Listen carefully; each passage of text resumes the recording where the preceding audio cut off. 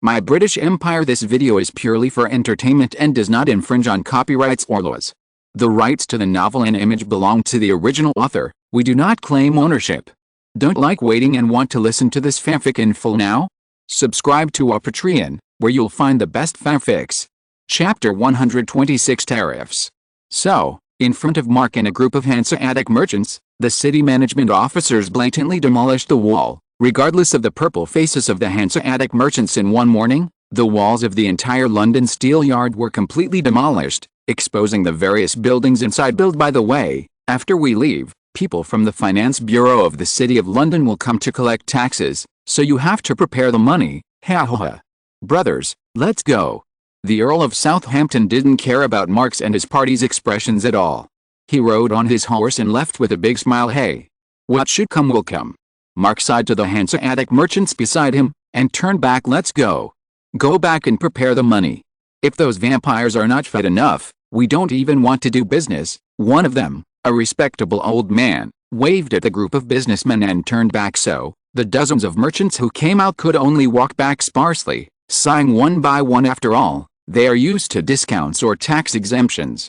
Now if they are asked to pay taxes, it is no less than cutting their flesh. At this time, in the port of London, a ship of merchant ships from all over the world began to enter the port, including wine from France, wood from Northern Europe, olive oil from Southern Europe, herring from the Hanseatic League, and fur from Russia. There are more such as bacon, grain, wine, furs, livestock, plant ash, whale oil, hemp, resin, beeswax, barrel staves, iron, copper, tin and metal products. These are basically commodities that English people are keen on. As a businessman in Lubeck, the central city of the Hanseatic League, Simon has been traveling between the Nordic region and England.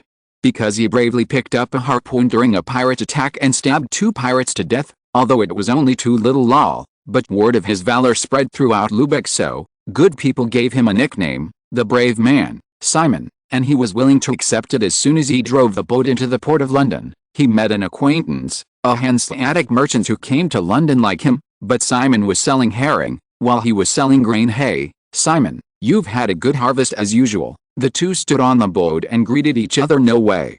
It's not like you don't know that those merchants from the Netherlands shamelessly hired pirates to attack us. Now they can't buy many herrings. I'm still worried that they will rob my ship. It's okay this time. I didn't meet those evil spirits who believe in Satan. God bless you. With that said, Simon turned to the sky and began to pray. In Flanders, the powerful Burgundy Duchy in the 15th century and the Federal Republic that emerged in the 16th century were the predecessors of the later Netherlands. They competed commercially with the Hanseatic League by building the port of Antwerp and encouraging pirate attacks. Moreover, in 1451, they forced the Hanseatic merchants to abandon the port of Bruges and transfer to the port of Antwerp. Since then, the Netherlands has taken advantage of its superior geographical location and the conditions of its numerous ports and rivers to replace the Hanseatic League's merchant fleet as the sea coachman and monopolize commercial shipping in Western Europe. And you? Nice, my dear friend, how are you doing? While sighing about his business, Simon couldn't help asking about his friend who sells food. I'm okay. I haven't encountered those pirates, and London and England are now consuming more and more food. How about you come to sell grain with me too? This business is easy to do. Nice grinned, showing his black and yellow teeth, and said to Simon, there is also a reason for Nice to say this. At present, the population of England has begun to grow explosively, and there is a great demand for food, but obviously he couldn't fill the demand alone, so he wanted to bring in Simon, the brave captain. One is because Simon's boat is smaller than him and cannot pose a threat to him, and the other is because he has a good relationship with manor owners all over Germany, but Simon's relationship is not there. In this way, Simon can earn another hand as long as he takes food from him. If Simon is united, his trading status with England's grain merchants will increase a lot, and the price of grain will also increase. No, my friend, I'd better sell my herring. I don't know the food. After thinking about it, Simon decisively rejected Nice's proposal. Simon, who often travels to London, certainly knows how strong the food demand in England is, and he also knows that the profits are very high. However, the habit he developed at sea prevents him from easily contacting unfamiliar areas. It is better to be cautious. He is not an adventurer, after all, his family depends on him to support him. Let's go back together in 3 days. Nice. Commanding the sailors on the ship to pack the sails, Simon said to Nice on the neighboring ship, okay. See you in 3 days. Nis had already packed the boat, greeted the incoming port tax collector, and communicated with him, "Your Excellency the tax collector, here are all the items we shipped this time." Nis bent down slightly, and said respectfully to the tax official who kept holding the parchment, "We have 100,000 pounds, about 49 tons, of grain on board, half of which is rye and half of which is wheat. Then, originally you had to pay a 5% tariff, but His Majesty the King's preferential tariff on grain, now you only need to pay a 3% tariff, so you need to pay 3,000 pounds of grain, or 15 pounds 7 shillings and 12 pence. The tax officer had a big belly, and was dressed in red and white clothes. He sent a few men behind him into the ship's warehouse to check, and after confirming that it was correct, he calculated it rigorously. To be honest, in the whole of England, they are the best in mathematics, but such talents are basically from Oxford University, and they are still very rare. There are less than 10 in the entire port of London. Of course, this is the fee I need to pay." A surprise suddenly fell on Nice's head, and he felt a little floating immediately. He reacted, took out a pocket from his trousers, carefully counted out 15 pounds 7 shillings and 12 pence, and put them into the bag in the tax officer's hand, and there was a burst of clattering sound. Then he took out another pound and slipped it into the hands of the tax collector, and the tax collector quickly reacted, put it in his pocket, and walked off the boat with a happy smile. After that, the tax collector boarded Simon's boat and started collecting taxes. "My lord, we have a total of 30,000 pounds of herring on board, fresh from the sea." "Oh, my lord captain, don't worry, we're just collecting taxes routinely." As he said that, the tax officer began to enter the cabin. His eyes swept around, and he roughly knew the cargo capacity of this ship. He has collected taxes in the port of London for more than 10 years, and he already knows these things at a glance. "Then, you need to pay an 8% tariff. Since it's fish, you can only pay with gold and silver coins." "Well, my lord, wasn't it all 5% before? Why has it increased so much now?" As soon as he heard the tax officer's words, Simon felt something was wrong, which was not quite the same as the tax he usually paid. With doubts, Simon looked at the tax officer beside him. "I'm afraid you don't know yet. His Majesty the King issued an imperial decree that merchants from the Hanseatic League will no longer enjoy preferential tariffs when they come to England. Also, the tariffs of Hanseatic merchants are 5 levels higher than those of English merchants." "Well, you understand now." The tax officer was talking, but his brain was spinning non-stop, and he calculated the tax that Simon was about to pay. "Well, sir, you need to pay 25 pounds and 6 shillings. The tax officer put away his smile and said to Simon with a cold face, "Okay, I'll prepare it for you now. Please wait a moment." Simon spoke respectfully to the tax collector, and threw a shilling into his pocket, and the tax collector calmed down immediately. "Then hurry up, I'll check the next ship first." With that said, the tax officer got off the ship and walked to the next ship. Comforting the tax officer, Simon hurried to the Nice boat, looked at the busy Nice, hesitated for a while, and said softly, "Nice, do you have 8 pounds? "Oh, Simon, I have it. Do you need it?"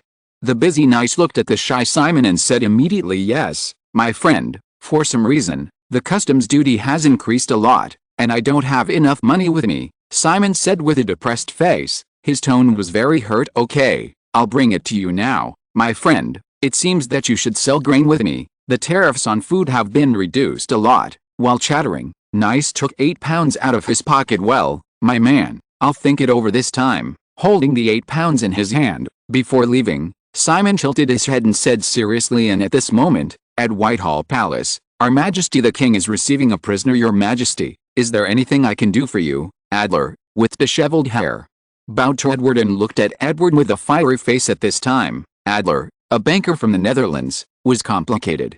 Among the dozens of wealthy businessmen who were arrested, only he and his family were left behind, although his family property had been stolen by the man in front of him. Therefore, for the sake of his family and himself, he must please the young king in front of him. "My husband, although your life is temporarily saved, whether you can keep it or not depends on your performance," Edward said non-committally, with a very indifferent expression on his face. Chapter 127. The Royal Bank of England. "Your Majesty, please order. As long as I can do it, I promise to resolutely implement it." Edler gritted his teeth, and hastily responded, fearing that he would lose this chance of being alive staying in the prison. Watching all kinds of businessmen with whom he once negotiated were dragged out and hanged one by one, while he and his family could only endure the suffering, Fearing that he would be the next one facing the pale little king in front of him, Adler said this carefully, looking at his color from time to time. "Mr. Adler, you are Jewish." Edward picked up the teacup, took a sip, and then looked at the cowering man in front of him. "Yes, yes, Your Majesty. I am indeed a Jew." Upon hearing this question, Adler couldn't help showing a look of panic on his face, and he stuttered a bit. He couldn't help but struggle in his heart. His identity as a Jew brought him endless obstacles and discrimination. However, his identity is well known and cannot be concealed from the King of England. "Your Majesty, although I am a Jew, I have lived in England for more than 10 years, and I already consider myself an Englishman." It seemed that he was afraid that Edward would give up giving himself a chance because of his identity, so he couldn't help explaining. "Oh, Mr. Adler, you don't need to explain. I already know your identity." Edward was a little amused at his extravagance, and said immediately as soon as Edward's words came out, Adler's heart turned cold all of a sudden, and he almost collapsed. Fortunately, Edward saved him with a word. "However, Mr. Adler, what I value is your talent, so your Jewish identity is not important." As soon as Edward finished speaking, Adler's face immediately showed a colorful color, which made Edward amazed. "Your Majesty, please tell me.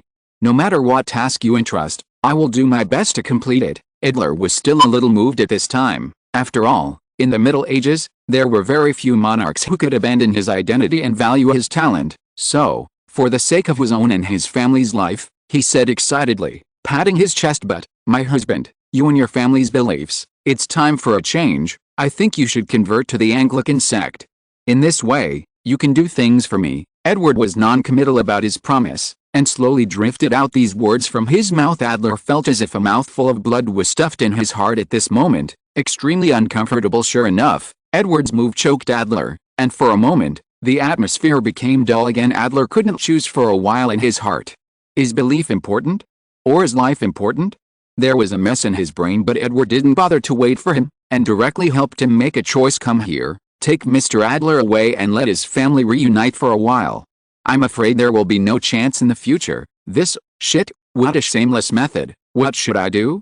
What should I do?" Seeing the guards getting closer and closer to him, Adler couldn't help but drip cold sweat on his face, feeling his legs cramp at the moment when he was about to be taken away. Edward finally heard his own satisfactory answer. "Your Majesty, I am willing to convert, and I am willing to bring my family to convert." After saying this, Adler seemed to have collapsed, and he lost all strength. The guards also let him go under Edward's signal, and Adler sat on the ground with tears and snot mixed on his face, and he didn't know whether to cry or laugh. "Okay, sir, cheer up. Although Edward is from China, he still has some understanding of the Middle Ages. In ancient China, two countries may go to war because of interests or insulting the monarch and his ancestors. In the Middle Ages, two people may have different beliefs. When you are shopping, that person will give you a mallet from behind you and let you go to see God. The same is true between two countries.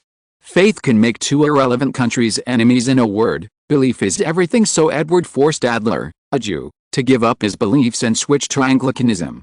This is the same as the ancient Chinese forcing him to change his surname, which is unacceptable. "Mr. Adler, you have made the right idea. In recognition of your conversion, I specially give you a surname, Todd. On the future, you can use it as your surname." Edward walked over, patted him on the shoulder, and said comfortingly, "Todd, which means a person who believes in God, was generally used as a surname in ancient England." "Okay, Your Majesty, thank you for your surname." Adler smiled stiffly, and Edward felt uglier than crying. Returning to his seat, Adler also wiped his face, tidied up his appearance, and regained some of the banker's spirit. "Mr. Adler, oh no. It's Mr. Todd.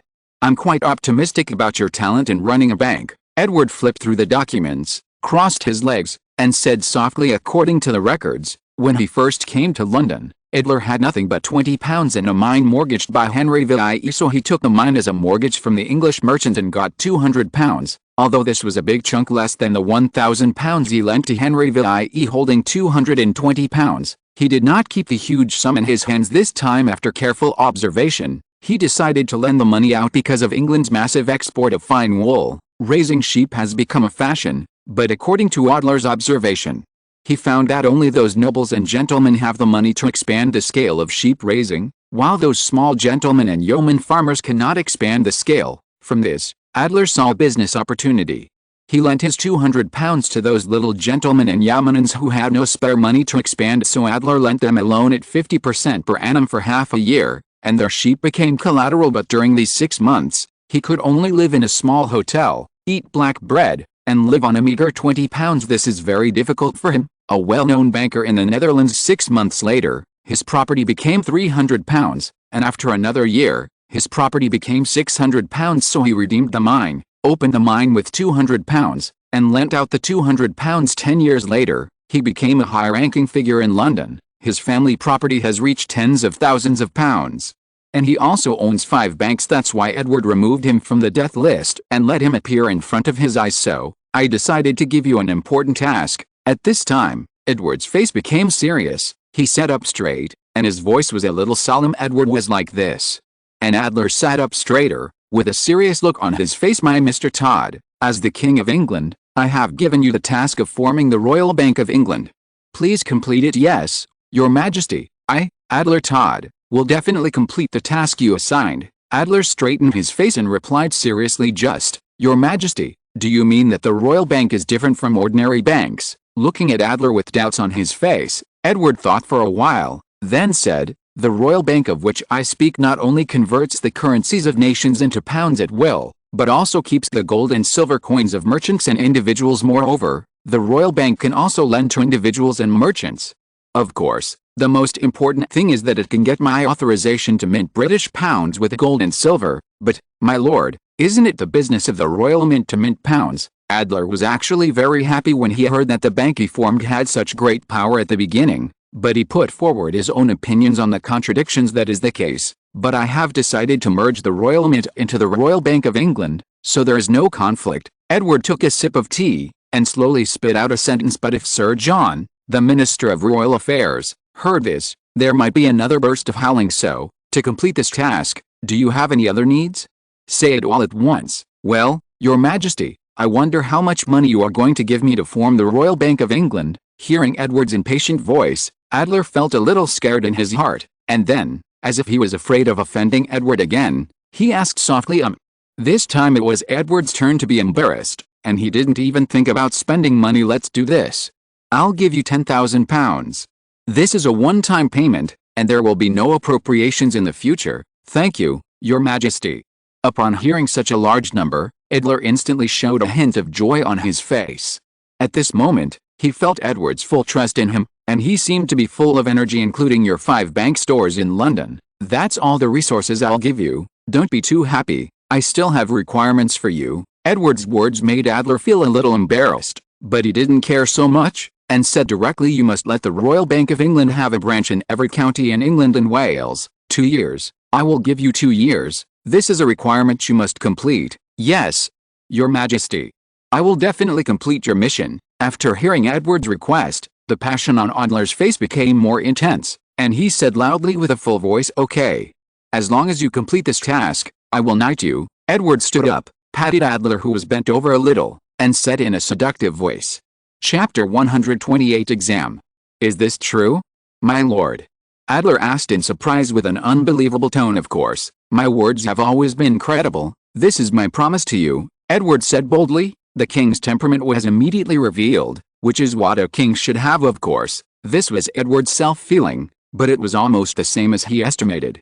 He didn't see that the Jewish Adler was so excited that he was about to cry. In fact, the excitement in Adler's heart at this time was incomparable. You know how hard it is to be a Jew in Europe that could not engage in agriculture, which would be criticized by the church. In fact, the land before Europa was reclaimed by the Jews themselves, so how could those barbarians know how to farm the land? But after they reclaimed land, the church and nobles deprived them of their ownership of the land in various names and drove them out of their homes, so they had to engage in business, and when they found that it was faster to lend money, a large number of Jews began to engage in this hated business. Jews were pagans in medieval Europe, and their social status could only be guaranteed by agreement between societies and secular authorities, that is to say, the great lords at the king or duke level protect the lives and property of the Jews in the territory. And the Jews need to pay extremely high taxes to buy peace in medieval Europe, especially in Western Europe. The Jews mainly made a living by lending usury, so ordinary citizens and low-level lords hated them, Christian propaganda also identified the Jews as the descendants of the murderer who killed Jesus, so frequent occurrence is violence against Jews and almost no one can become a nobleman. Becoming a nobleman means that the safety of him and his family will be guaranteed, and no random nobleman can confiscate his property. Oh, God, Your Majesty, I can't control my emotions anymore.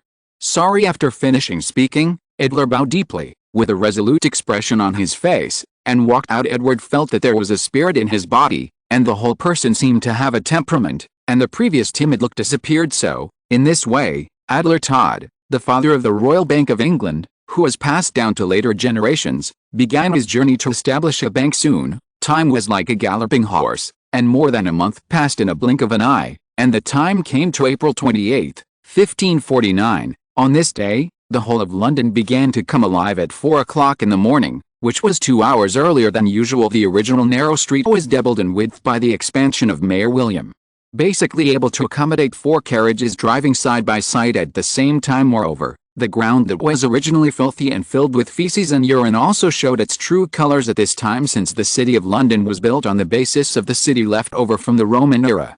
There are still sewers from the Roman era in some urban areas. Following Edward's instructions, Mayor William overhauled the sewers in the City of London to clean up the clogged garbage. Through this expansion and cleaning effort on the basis of the original, almost all the streets in London were dug into sewers, so that hundreds of thousands of urban domestic sewage in London were discharged into the Thames River. And in order to protect the city appearance, Mayor William built nearly 100 public toilets in London. Each size can accommodate 20 men and women at the same time. William also sought Edward's opinion and obtained the consent of the City Council to issue regulations prohibiting anyone from defecating on the street at will, and violators will clean public toilets for a week. And William also ordered the city management staff of the city management office to patrol regularly every day to catch violators for rubbish.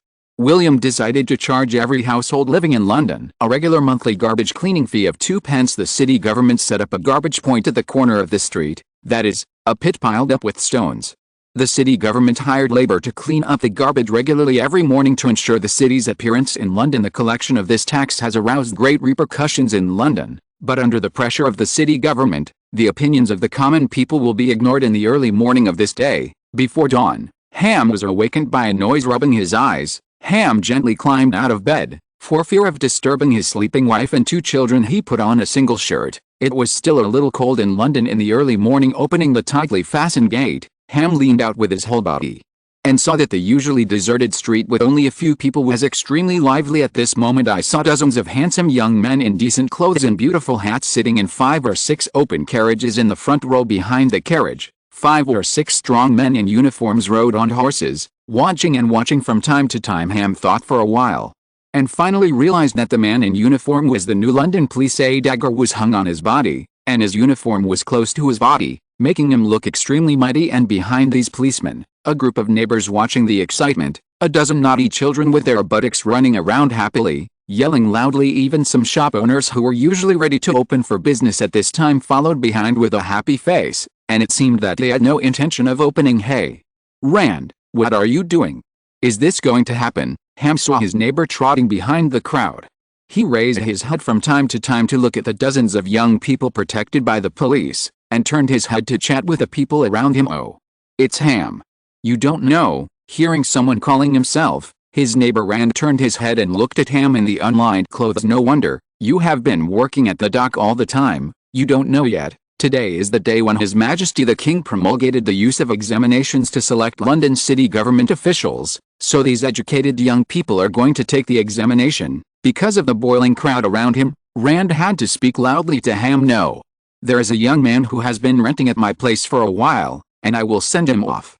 If he passes the exam and becomes an official of the London municipal government, wouldn't I be in a relationship now? Rand said to Ham with a smile on his face, pointing to a group of young people in front of him. Okay, stop talking. I'm going to watch the fun. I won't be opening today. After explaining a few words to Ham, Rand started to keep up with the large team. As soon as he heard about the official examination, Ham knew what it was.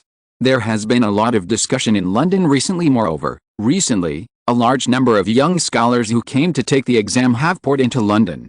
Coupled with the entourage of some wealthy people, the entire London people have made a lot of money. Even the food shipped to London has increased a lot, and his life has been much easier recently. At this moment, The three young men from Norwich, Sewell, Wilson, and Clairaux, like the dozens of people who took the exam beside them, sat in a daze under the protection of the police with a carriage. Hey, Sewell, why are you talking about such a big battle?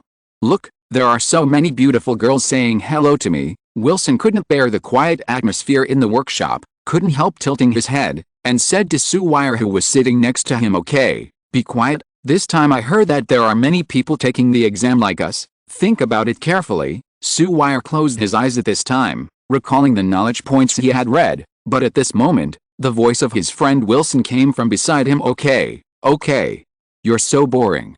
I won't talk to you anymore. Upon hearing Sewell's words, Wilson felt that his ears were almost calloused, and then he shook his head and said, after speaking, Wilson consciously put on a handsome pose and greeted the little girl by the roadside. After half an hour, the three of Sewell followed the carriage to the place where William was preparing for the exam for them. After getting out of the carriage, Sewell saw a large group of people standing together in a long queue, with dialects and slang from various places filing his ears from time to time. It was really a hodgepodge. Sewell looked. There were about 10 teams, and the three of them randomly found a team to join. Your Majesty, look.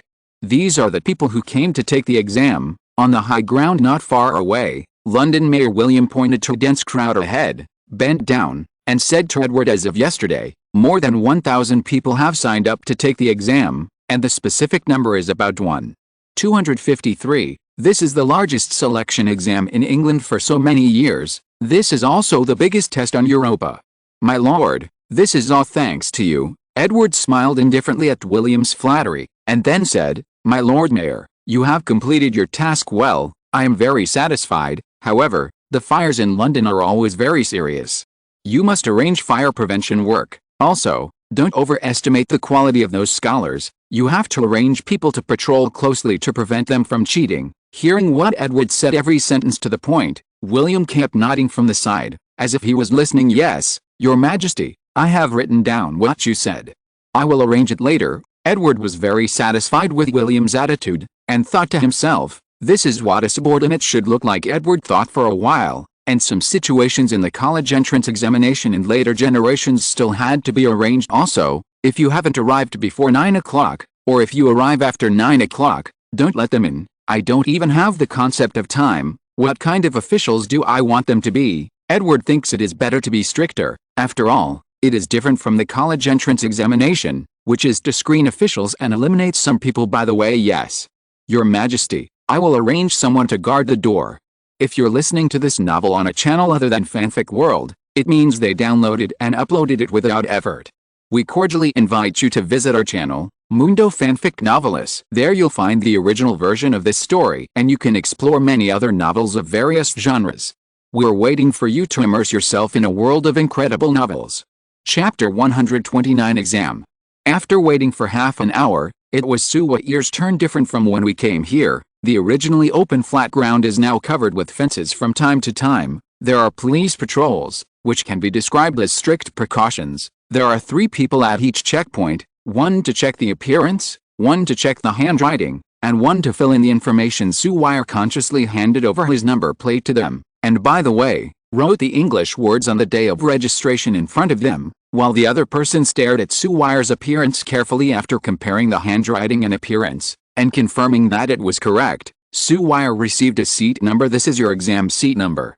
As long as it has this code on it, that's your seat, the staff member said blankly, and threw him a wooden sign quickly. Sewell didn't look carefully, and directly held the wooden sign in the palm of his hand, waiting for Wilson and Clairaux. In less than a minute, Wilson took the first step, came to the examination room, and came into Sewell's side immediately afterwards. Kellaloo also ran in with a silly face, smiling all the time. Sewell, show me what your wooden sign looks like. Look, a strange symbol appeared on my wooden sign. As Wilson said, he spread out his wooden sign and let Sewell and Kellaloo look at it. Sewell was a little short-sighted, so he moved Wilson's hand over and looked at it carefully. The wooden sign was ordinary, with the symbol of 36 engraved on the gray front that they had never seen before. The A in front should be an English character, but the symbol in the back, I don't know. Sewell looked at it for a while, then shook his head, his face full of ignorance. Immediately afterwards, Sewell and Kellaloo also took out their own wooden cards, which were a B21 and E4, 2 strange symbols. Hey, what are you doing?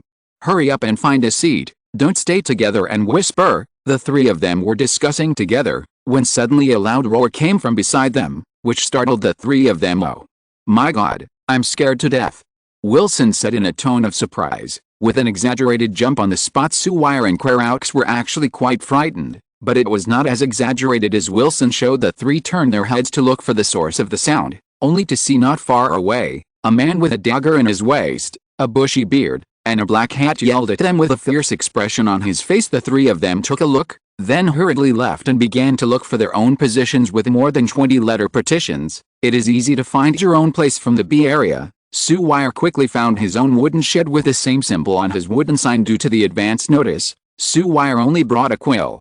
Nothing else. Opening the narrow door of the wooden shed, Sewire walked in and patted the table, which looked quite solid. The chairs and tables are new at first glance, and there are burrs on them, and if you look closely, you can still see circles of annual rings. Sewire sat on it with confidence, took out the quill pen he bought specially in London, and carefully placed it on the table. Just like that, he sat in a daze, and couldn't help but fantasize about becoming an official and attending gentlemen's gatherings every day. In his mind suddenly, he smelled an alluring fragrance, which directly seduced the glutton in his stomach. Resisting the temptation, Sewire began to calm down and restrain the fluctuations in his heart. After a minute, Sewire couldn't help being curious, and stretched out his head, looking for the source of the aroma. I saw a well-dressed man full of luxury, eating the bread in his hand. This bread is quite different from the black noodle bar Sewire usually eats. It is not only white and tender, but also soft.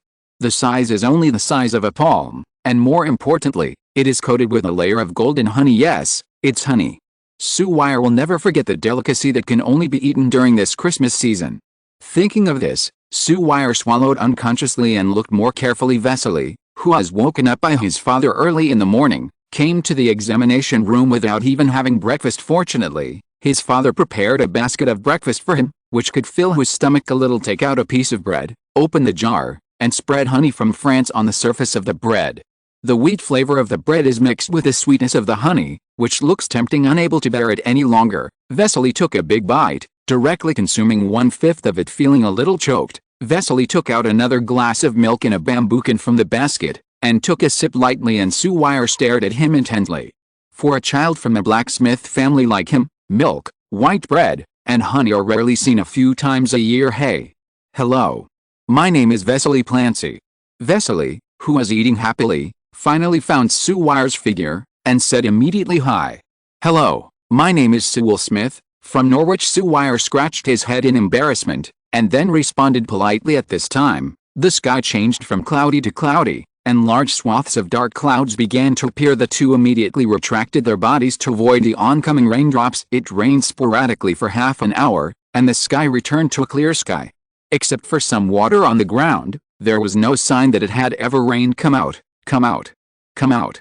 Not long after Sewire sat down, he heard the sound of the wooden shed being slapped, followed by the shouts of patrolmen. In desperation, Sewire could only walk out of the wooden shed and gather in an open space with other people. Thousands of people stood together, crowded together. Sweat and heat were squeezed directly on Sewire's face. He had to find a good place that was relatively open. Not long after, standing, well-dressed young people who were eating white bread followed, and Sewire felt a little crowded again. "Hi." Sewire squeezed out a smile. "Hi." Vesely nodded. At this time, a middle-aged man walked to the platform, dressed in gorgeous clothes, and said loudly, "Gentlemen, the entrance examination for London city government officials will be held soon, which will be conducted by His Majesty the King himself. In order to ensure the rigor of this exam, everyone, follow Father Thomas and pray to God together." As he spoke, His Excellency the Mayor pointed to a middle-aged priest in a white cassock. Since Henry VIII's Reformation made few changes except for the change of the leader of the sect, Mayor William directly invited the priests of the Anglican sect to come to pray. "Father, I praise you. You are the greatest God. You are clothed with majesty and majesty. You are clothed with light like a robe. You spread out the sky like a curtain. Father, I thank you. The light of your glory shine always in me and on the way before me, and guide me on my way. We swear here, if we use improper behavior to obtain results on this day, then I will not get your salvation, and I will not share your glory." The priest's hoarse voice sounded, and Sewire's group also lowered their heads, made the cross with their hands, and followed in a low voice. In this way, after praying with the priest for a minute or two, Sue waited for a group of people to return to his wooden shed. It was not until 9:30 that someone officially announced the start of the exam, and Seymour sat up and waited. I saw a man in military uniform holding a wooden box with a 3-inch gap on the front. From the gap, you can take out sheets of paper with the same handwriting size, full of English. This is yours, take it, and fill in your name and your own symbol, otherwise there will be no grades. The young soldier directly pulled out a piece of snow-white paper, placed it on Seymour's table, and then reminded him also, you have to fill in your current address in London.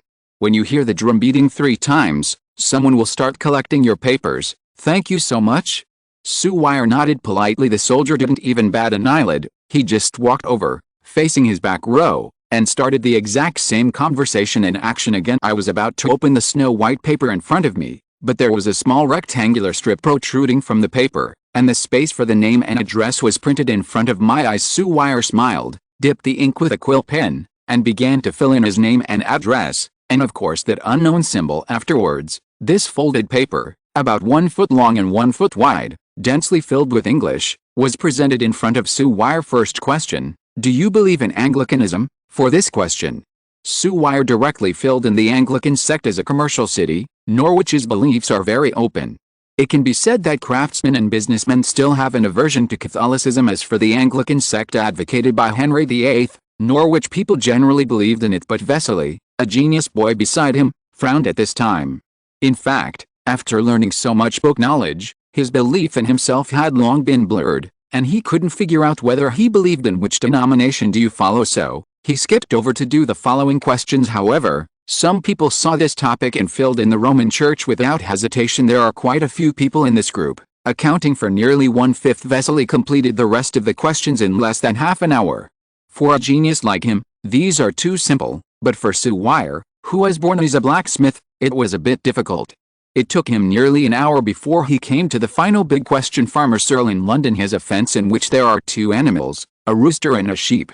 If you count from the bottom, there are 50 feet. And if you count from the top, there are 20 heads. As soon as this question came out, there was a sound of air conditioning in the entire examination area. Seeing this, Vesely, who had no energy, cheered up, and his whole body was full of work. Chapter 130, The End. After racking his brains, Seymour couldn't figure out the last big question, so he couldn't help but feel very discouraged. I have been struggling with the previous questions, and now I can't solve the last big question. It seems that I can't be a high-ranking official. Seymour pulled his hair, closed his eyes, with a sad expression on his face. On the other side, Vesely seemed to have taken a stimulant at this time. His face was flushed. He hurried around happily, and shouted, only this topic can be worthy of my genius head. Ha ha ha, this trip, I finally did not come in vain. Just when he was intoxicated and carried away, the patrolman knocked on his door. Hey, what are you doing? Keep quiet. Others are still taking the exam. On a hot day, wearing a military uniform and constantly walking and patrolling, he had already accumulated anger in his heart. At this time, he met someone who was short-sighted, which of course aroused his anger. It's a hot day, stop for a while, or you will see me. The patrol car soldier stared at him with round blue eyes and sweat on his forehead. Vesely couldn't help but stop, and stood awkwardly, with a dumbfounding expression on his face. He let out a breath only after the patrolling soldiers walked away. To ease the tension in his heart, the pampered him was a little frightened for a moment, and then he picked up the quill and couldn't help counting carefully in his heart. I don't know how long it took. When Seymour was exhausted, the sunlight from the sky could already shine into his wooden shed. He rubbed his somewhat stiff face to refresh himself. Boom! At this moment, a bell rang in his ears. All of a sudden, he became sober a lot. It's time to hand in the paper. Sure enough, people walked past his window one after another, laughing, talking, sighing, all kinds of sounds, beating his heart looking at the questions on the white paper in front of him. Seymour could only bite the bullet and recalculated when the 3rd bell rang. Someone began to knock on his door and window. Sir, it's time, please hand in the paper. The same patrolman said with a straight face, expressionless. Before Seymour answered, he opened the small door and walked in, directly put away the papers on his desk, and then walked out swaggeringly without giving him any time to react. Seymour sighed helplessly, tidied up and prepared to go out. At this time, he heard the rich boys shout again. I figured it out. Oh my god, this is so exciting. Seymour came out and saw that the patrolman holding the test paper was hugged by the rich kid, but he was yelling happily with an exaggerated expression on his face. Yes, I know, Then please let me go, I'm still busy. The patrolman pushed him away directly. The curve of his face softened a little. And he said seriously after the patrolling soldiers left. Vesely stretched out his arms, smiled and nodded at Seymour, and seemed to be doing well. Seymour could only squeeze out a smile, and nodded at him as a response. The two immediately went out together, one in front of the other. And there was no verbal exchange on the road when he reached the exit. Seymour looked around. Basically, they're all downcast, and the discussion is basically the last big topic. Oh, Vesely, my son, how is the test going? As soon as the rich man named Vesely came out, a middle-aged man full of local tyrants came up to him with a shining golden carriage. Very well, my father, what a pleasant trip. Vesely shrugged, and said in a relaxed tone, looking like he was ready to grab it. Okay. Let's go back. The middle-aged man patted him on the shoulder, and he immediately beamed with joy. I have prepared your favorite swan for you. I guarantee you will want to eat it. Vesely accompanied the middle-aged man into the carriage, and quickly disappeared under the driver of the groom. Seymour withdrew his gaze, and the dream of becoming a master became stronger in his heart. Hey, Seymour, why are you so slow? After a moment of stupefaction, Wilson's voice came from Seymour's ear. He looked up, and not far away, Wilson and Clara, who were hiding under the trees to enjoy the cool air, were greeting him. Seymour hurried over, and the three of them huddled together under a tree to avoid the sun. How did you two pass the test so fast? Did you solve the last question? Seymour looked at the two people with hot faces, and asked in a questioning tone. No, that question is too difficult. I don't think it was done by a human being. I also struggled with the previous questions. I feel like I can't be an official. Wilson, who had always been optimistic, frowned at this time, and his tone was very heavy. Yes. Seymour, I feel that I can't make it through. It seems that I have come in vain. Normally taciturn, the introverted Keller also echoed. Don't be discouraged. I heard that the results will be announced in 3 days, and we'll see when the time comes. Seymour feels that this is not good. The atmosphere is a little depressed, and he needs to cheer up. Maybe we can go back and wait. Slowly, Seymour put his hands on the shoulders of the two of them and said confidently, okay. Let's go back and wait. At worst, wait a few days. Wilson raised his head, looked at Seymour with piercing eyes, and said solemnly, okay. I'll see you in a few days. Kelly said words with care like gold. At this time, after everyone left, the patrol soldiers put away the test papers in wooden boxes and handed them to Mayor William, who had been waiting. Your Excellency, Mayor. This is everyone's test paper. A patrol soldier with a strong body and a scar on his face came over and said, really? Good. Mayor William finally smiled. Mr. Knight, let's send it there together. Okay, Your Excellency the Mayor. Knight Alexander agreed with a smile. Today's Knight Alexander is wearing a white robe, showing his aristocratic demeanor in every move, which makes people feel good about him. Alexander was sent by Edward to supervise. After all, these were arranged by William alone. There are too many loopholes, so it is better to send someone to come. So, our always gentleman and handsome Knight Alexander was dispatched for this task immediately. The two boarded the carriage and headed to Whitehall Palace. At this moment in the palace, in a conference room, a huge oil painting was hung on the white as jade wall. This was Edward's portrait, specially painted by someone Henry VIII, who was riding a horse with blood on his body, was followed by many English soldiers, and on the opposite side were French soldiers in ragged clothes and faces full of fear. His Majesty Henry VIII turned his head and said something to the English soldiers behind him, but the sword in his hand was pointing forward under the painting. There is such a sentence written, "The Battle of the Crown of the King of France," but there were more than 20 people sitting in the conference room. Basically all of them were dressed in fine clothes, and Edward also sat in the middle of the seat, and began to close his eyes and meditate. In fact, he just finished his lunch and felt a bit full. So he needed to take a rest. Thump, thump, thump. A sound of footsteps came, awakening Edward. Your Majesty, the papers of many candidates have been brought. Mayor William and Knight Alexander bowed to Edward. Bowed their heads and said. Edward glanced at Alexander's long hair and that ridiculously handsome face, feeling depressed for a while. Although Edward's appearance is not bad, he is far from Alexander Knight in modern times. It can be said that the Alexander Knight can eat with his face, and he can eat both men and women, and he will not die of hunger. Every time you see this face, if you look carefully, you will lament the eccentricity of the Creator. Edward lightly expressed his understanding. Give them the things. Yes. The two replied in unison. William waved his hand behind him, and immediately 4 people walked in with a small box. Then he handed over the answer sheets to more than 20 old men sitting there. Since knowledge is basically monopolized by the church, most of these people are Anglican priests, and some are ministers of the Privy Council. Don't look at them differently either.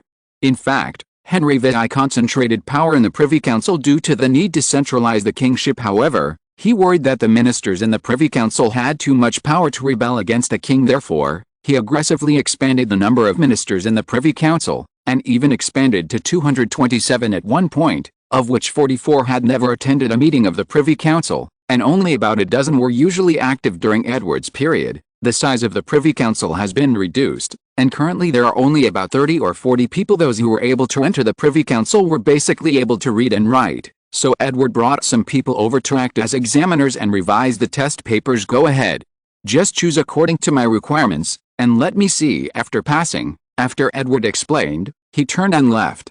More than 20 priests or ministers of the Privy Council could only take the papers and correct them with quill pens. Time flies, and the examination papers of more than 1,000 people have been marked by more than 20 examiners, and it is over in less than 2 hours. Your Majesty, here are all the examination papers that were admitted, about 200, please have a look. A minister with yellow curly hair came in and said to Eduardo, "Bring it. Let me see." Edward said, putting down the book in his hand. The yellow curly-haired minister, holding 200 examination papers on a wooden tray, passed Lucy's hand and came to Edward. Edward saw that the person who ranked first was a man named Vesely, who answered 49 of the 50 questions correctly, and even answered the last big question set by Edward himself. Sure enough, there were still talents in the Middle Ages. You can't underestimate the ancients, Edward thought silently in his heart, flipping through the next exam paper casually. Chapter 131 Ranking. Edward flicked through the examination papers a little boringly, and finally found that there were no problems. Basically, they were all screened according to Edward's requirements. Nothing wrong. Lucy, give these to. Edward stretched his neck, and the words just got stuck. He didn't know the name of the curly-haired minister. Leave it to the minister with yellow curly hair. Let him remember the names and addresses of these people, and announce them together in a few days. Yes, Lucy replied coquettishly, and went out again with a whole set of exam papers, twisting her buttocks in this way. 3 days later, a public announcement wall was erected in front of the Palace of Westminster, that is, in front of the London City Hall. The announcement wall of stone bricks is about 8 feet high and 6 feet wide, and it is finished with white lime, which looks neat and clean. Since the abolition of the London Borough Council, the city government has built this announcement wall, implying a new beginning. Following Edward's instructions, Mayor William ordered that all decrees promulgated by the London City Government, the Privy Council and the King must be published here, so that the citizens of London can know the exact decrees of the government and not confuse anyone who cares. At this time, there were usually only a few announcement walls, but they were crowded with people of all kinds, and some even tried to jump in line, which caused public outrage and was scolded by everyone in front of the announcement wall. There were people in short shirts and linen clothes, some in brocade clothes and high hats, and some little kids who joined in the fun, sweating all over, happily huddled in the crowd, shaking their little brothers, and hustle and bustle. Of course, the 7 aunts and 8 aunts and the neighbors, with their nagging mouths, chatted endlessly, which was very annoying in this boring summer. It was just after 7 o'clock, but the sun in the sky couldn't wait to dissipate its residual heat to the citizens of London. Although a light rain at night brought a bit of coolness to the whole city, under the sunlight, it instantly disappeared without a trace. And during the scorching London weather, Sewell and his 2 friends, Wilson and Claro, walked to the front of the London City Hall with heavy steps. Okay, it's finally here. This is really exhausting me. If I knew it, I would have taken a carriage. Wilson looked up, and the beautiful and magnificent building of the Palace of Westminster came into view, and he couldn't help saying happily, yes. It's too hot and the road is long. Why don't you come here by a carriage? Kellaloo on the side wiped the sweat from his forehead, agreeing with Wilson's words. Immediately, the eyes of the two turned to the face of the instigator, Seymour. The eyes were hairy, which made him a little unnatural. Hey, don't you two also agree? Seymour stared at the two without hesitation, holding the truth in his hands. Besides, isn't it just to save money? You know, we don't have much money. Wilson and Kellerau glanced at each other, then sighed, and continued on their way. Seymour followed their footsteps and walked slowly. It was about 5 miles, 8 kilometers, from the cheap hotel where they lived to the Palace of Westminster. The 3 of them set off abruptly from 5 in the morning to 7 in the morning, Feeling extremely hot and thirsty when the three of them walked to the Palace of Westminster, they could only stop, because there were already dense crowds of people in front of the announcement wall. Men's hats, women's aprons, and even naughty children's urine are scattered on the ground randomly, and no one cares. I won. Ha ha ha. I will be an official in the future. In front of the crowd, there was a man in his 20s at most, wearing rough linen clothes, and his family background looked similar to the three of Seymour. I saw endless smiles appearing on his originally handsome face, which even distorted his handsome face, but he didn't care so much. He just laughed heartily. His pace was a little unsteady, and the crowd also consciously gave way to him and let him walk out, and at the same end position as Seymour and others. An uncle in his 30s showed envious eyes at this time, and his longing look could not be concealed. Oh, it's really enviable. The uncle said to the people beside him with a sigh. I heard that as long as you enter the top 10, you can become the secretary of the Privy Council. This is the qualification only for those nobles. As he said that, the envy and jealousy in his eyes almost flowed out. Yes. As long as there is a ranking, the lowest one can become an official of the London city government, which is much better than us ordinary people. From now on, he is a high-class figure. It has nothing to do with us. The people around him didn't feel a sigh. Added, if you are not in the Middle Ages, you don't understand how people in the Middle Ages thought about changing their status. It can be said that in the Middle Ages, the solidification of social classes was unimaginable. Unlike ancient China, commoners could change their status through imperial examinations. But in the Middle Ages, commoners were always commoners, and serfs were always serfs, which was difficult to change. To be precise, the plan implemented by Edward can basically only be carried out in England. Like France, Spain, and German regions, it is basically impossible. England is a country of the Renaissance, so to a certain extent, the people's knowledge and enlightenment level is high, and the literacy rate is much higher than other countries. This brought him the source of officials. Otherwise, you held this exam and no one took it. Wouldn't it be embarrassing? Moreover, more importantly, the English nobles lost too much during the Red and White Rose War, which hurt their vitality. Moreover, after the various suppressions of the two Tudor monarchs, Henry VIII and Henry VIII, at Edward's moment, there were only 12 earls and dukes in total, and some of them even belonged to Queen Henry VIII. Relatives, such as the Duke of Houghton. It is even more exaggerated that Elizabeth I became extinct, and when the Tudor dynasty perished, there was not a single duke. Therefore, the power in Edward's hands was unmatched by other monarchs in Europe at this time. After hearing these words, the three of them became more concerned about whether they could be admitted and what ranking they got, and their faces were full of enthusiasm. But the height of the three of them is no more than 5 feet, and it is impossible to see whether their names are on it. In desperation, the three could only use all their strength and squeezed into the crowd like fish. As a result, there was a burst of scolding from the entire crowd, women's voices, men's voices, children's voices, and even some voices that were neither male nor female. But cold sweat broke out on the faces of the three of Seymour after finally squeezing to the front. The faces of the three of them were darkened a lot, and some places turned red and blue. And their clothes were disheveled. The three of them couldn't care less, and hurriedly looked forward with anticipation. On the original snow-white wall, a pair of yellow paper was pasted at this time, with a series of names written on it with a quill pen. However, the top three were written in thick handwriting, and they were still at the top. Seymour saw it at first glance. First place, Vesely Prancy. Second place, Davis. Third place, David. Seymour froze for a moment. He was a little surprised in his heart. He didn't expect that a person he knew by chance would get the first place in the exam. It's really amazing. Immediately afterwards, like his companions, he began to search from top to bottom. There was no one's own name in the line. Seymour's heart became more and more nervous, and his palms were covered with fine sweat. Finally, among the last few names, he found his name, and he felt his heart suddenly burst. His mind was blank, and there were only 3 words: I hid it, I hid it, I hid it.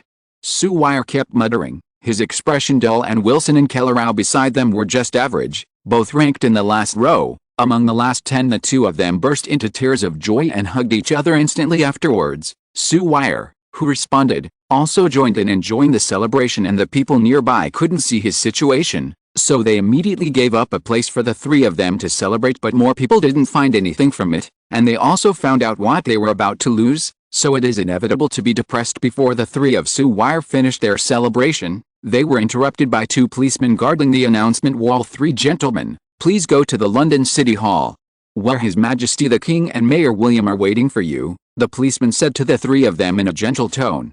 He also knew that the 3 of them were different from others. From now on, They would be high-ranking figures, and they might even become their immediate bosses. Oh, thank you.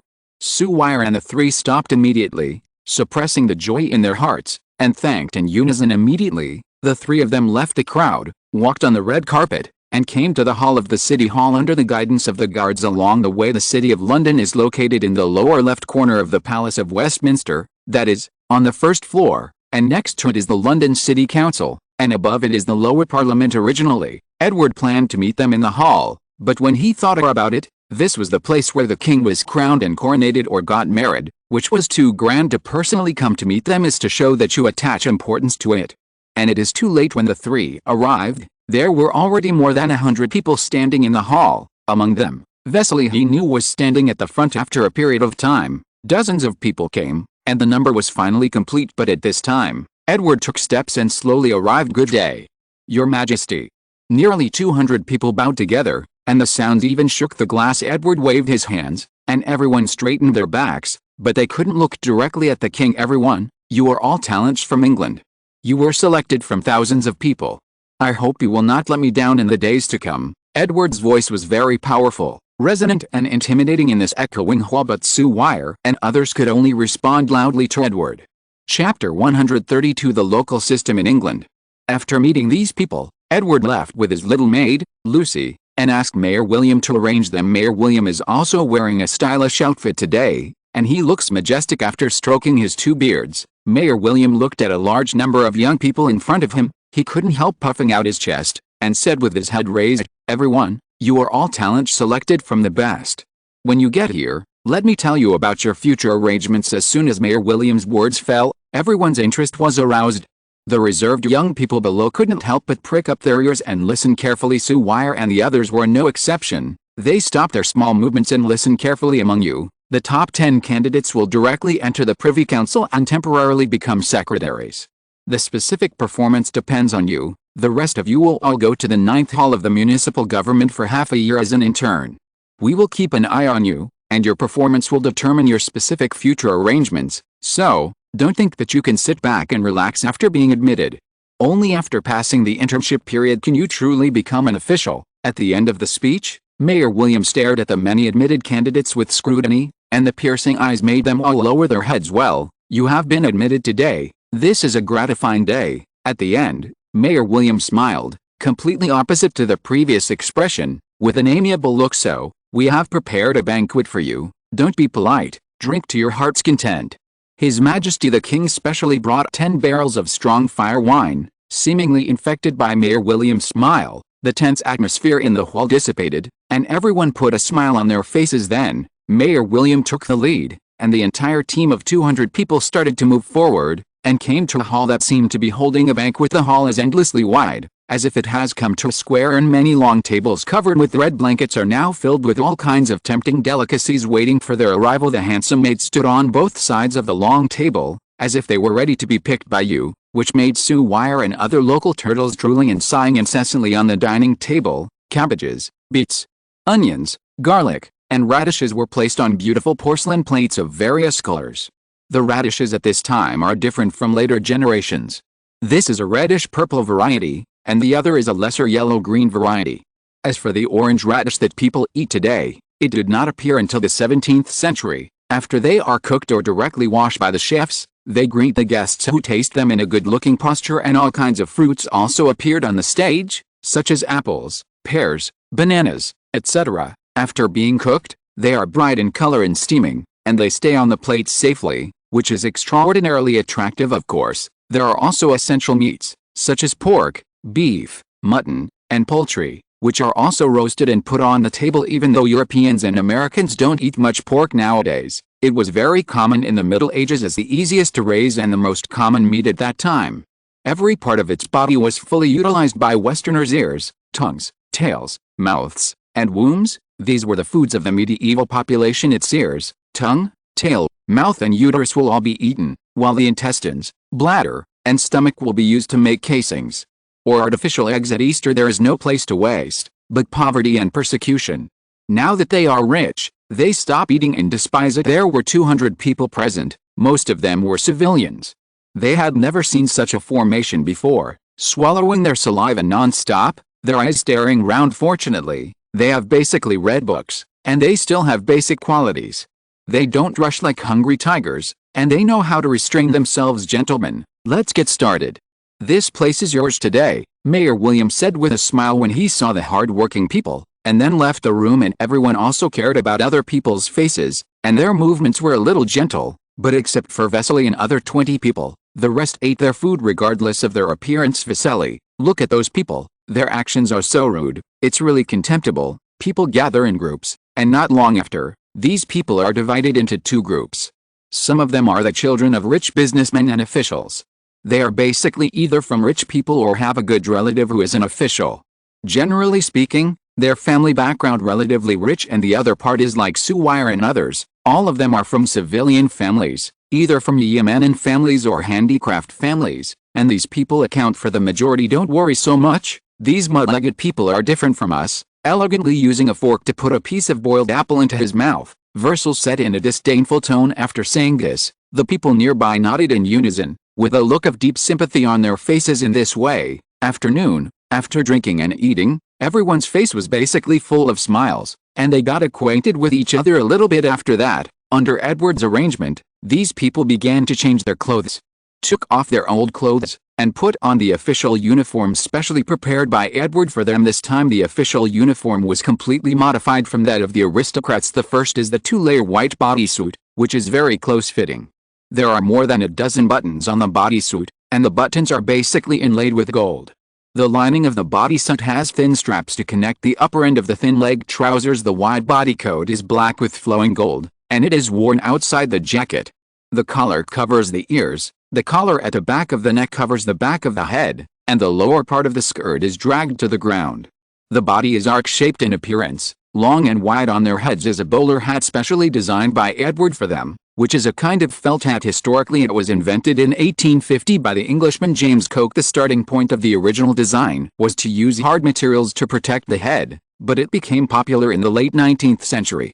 The main reason is that this kind of bowler hat is somewhat similar to the top silk hat worn by the upper class, and the price is relatively cheap. Therefore, the stylishly dressed and elegant trainee officials, riding big horses and under the guard of the police, began to show off on the main roads of London. All kinds of people surrounded the road, competing to watch the newly released young officials, and the well-dressed trainee officials also touched the hearts of waves of girls. This kind of flaunting among all the people in London really made the trainee officials shine and greatly satisfied their vanity. But at this moment, this scene was seen by many parents, and it directly raised the idea of letting their son study in their hearts. Hey, dude, what's this all about?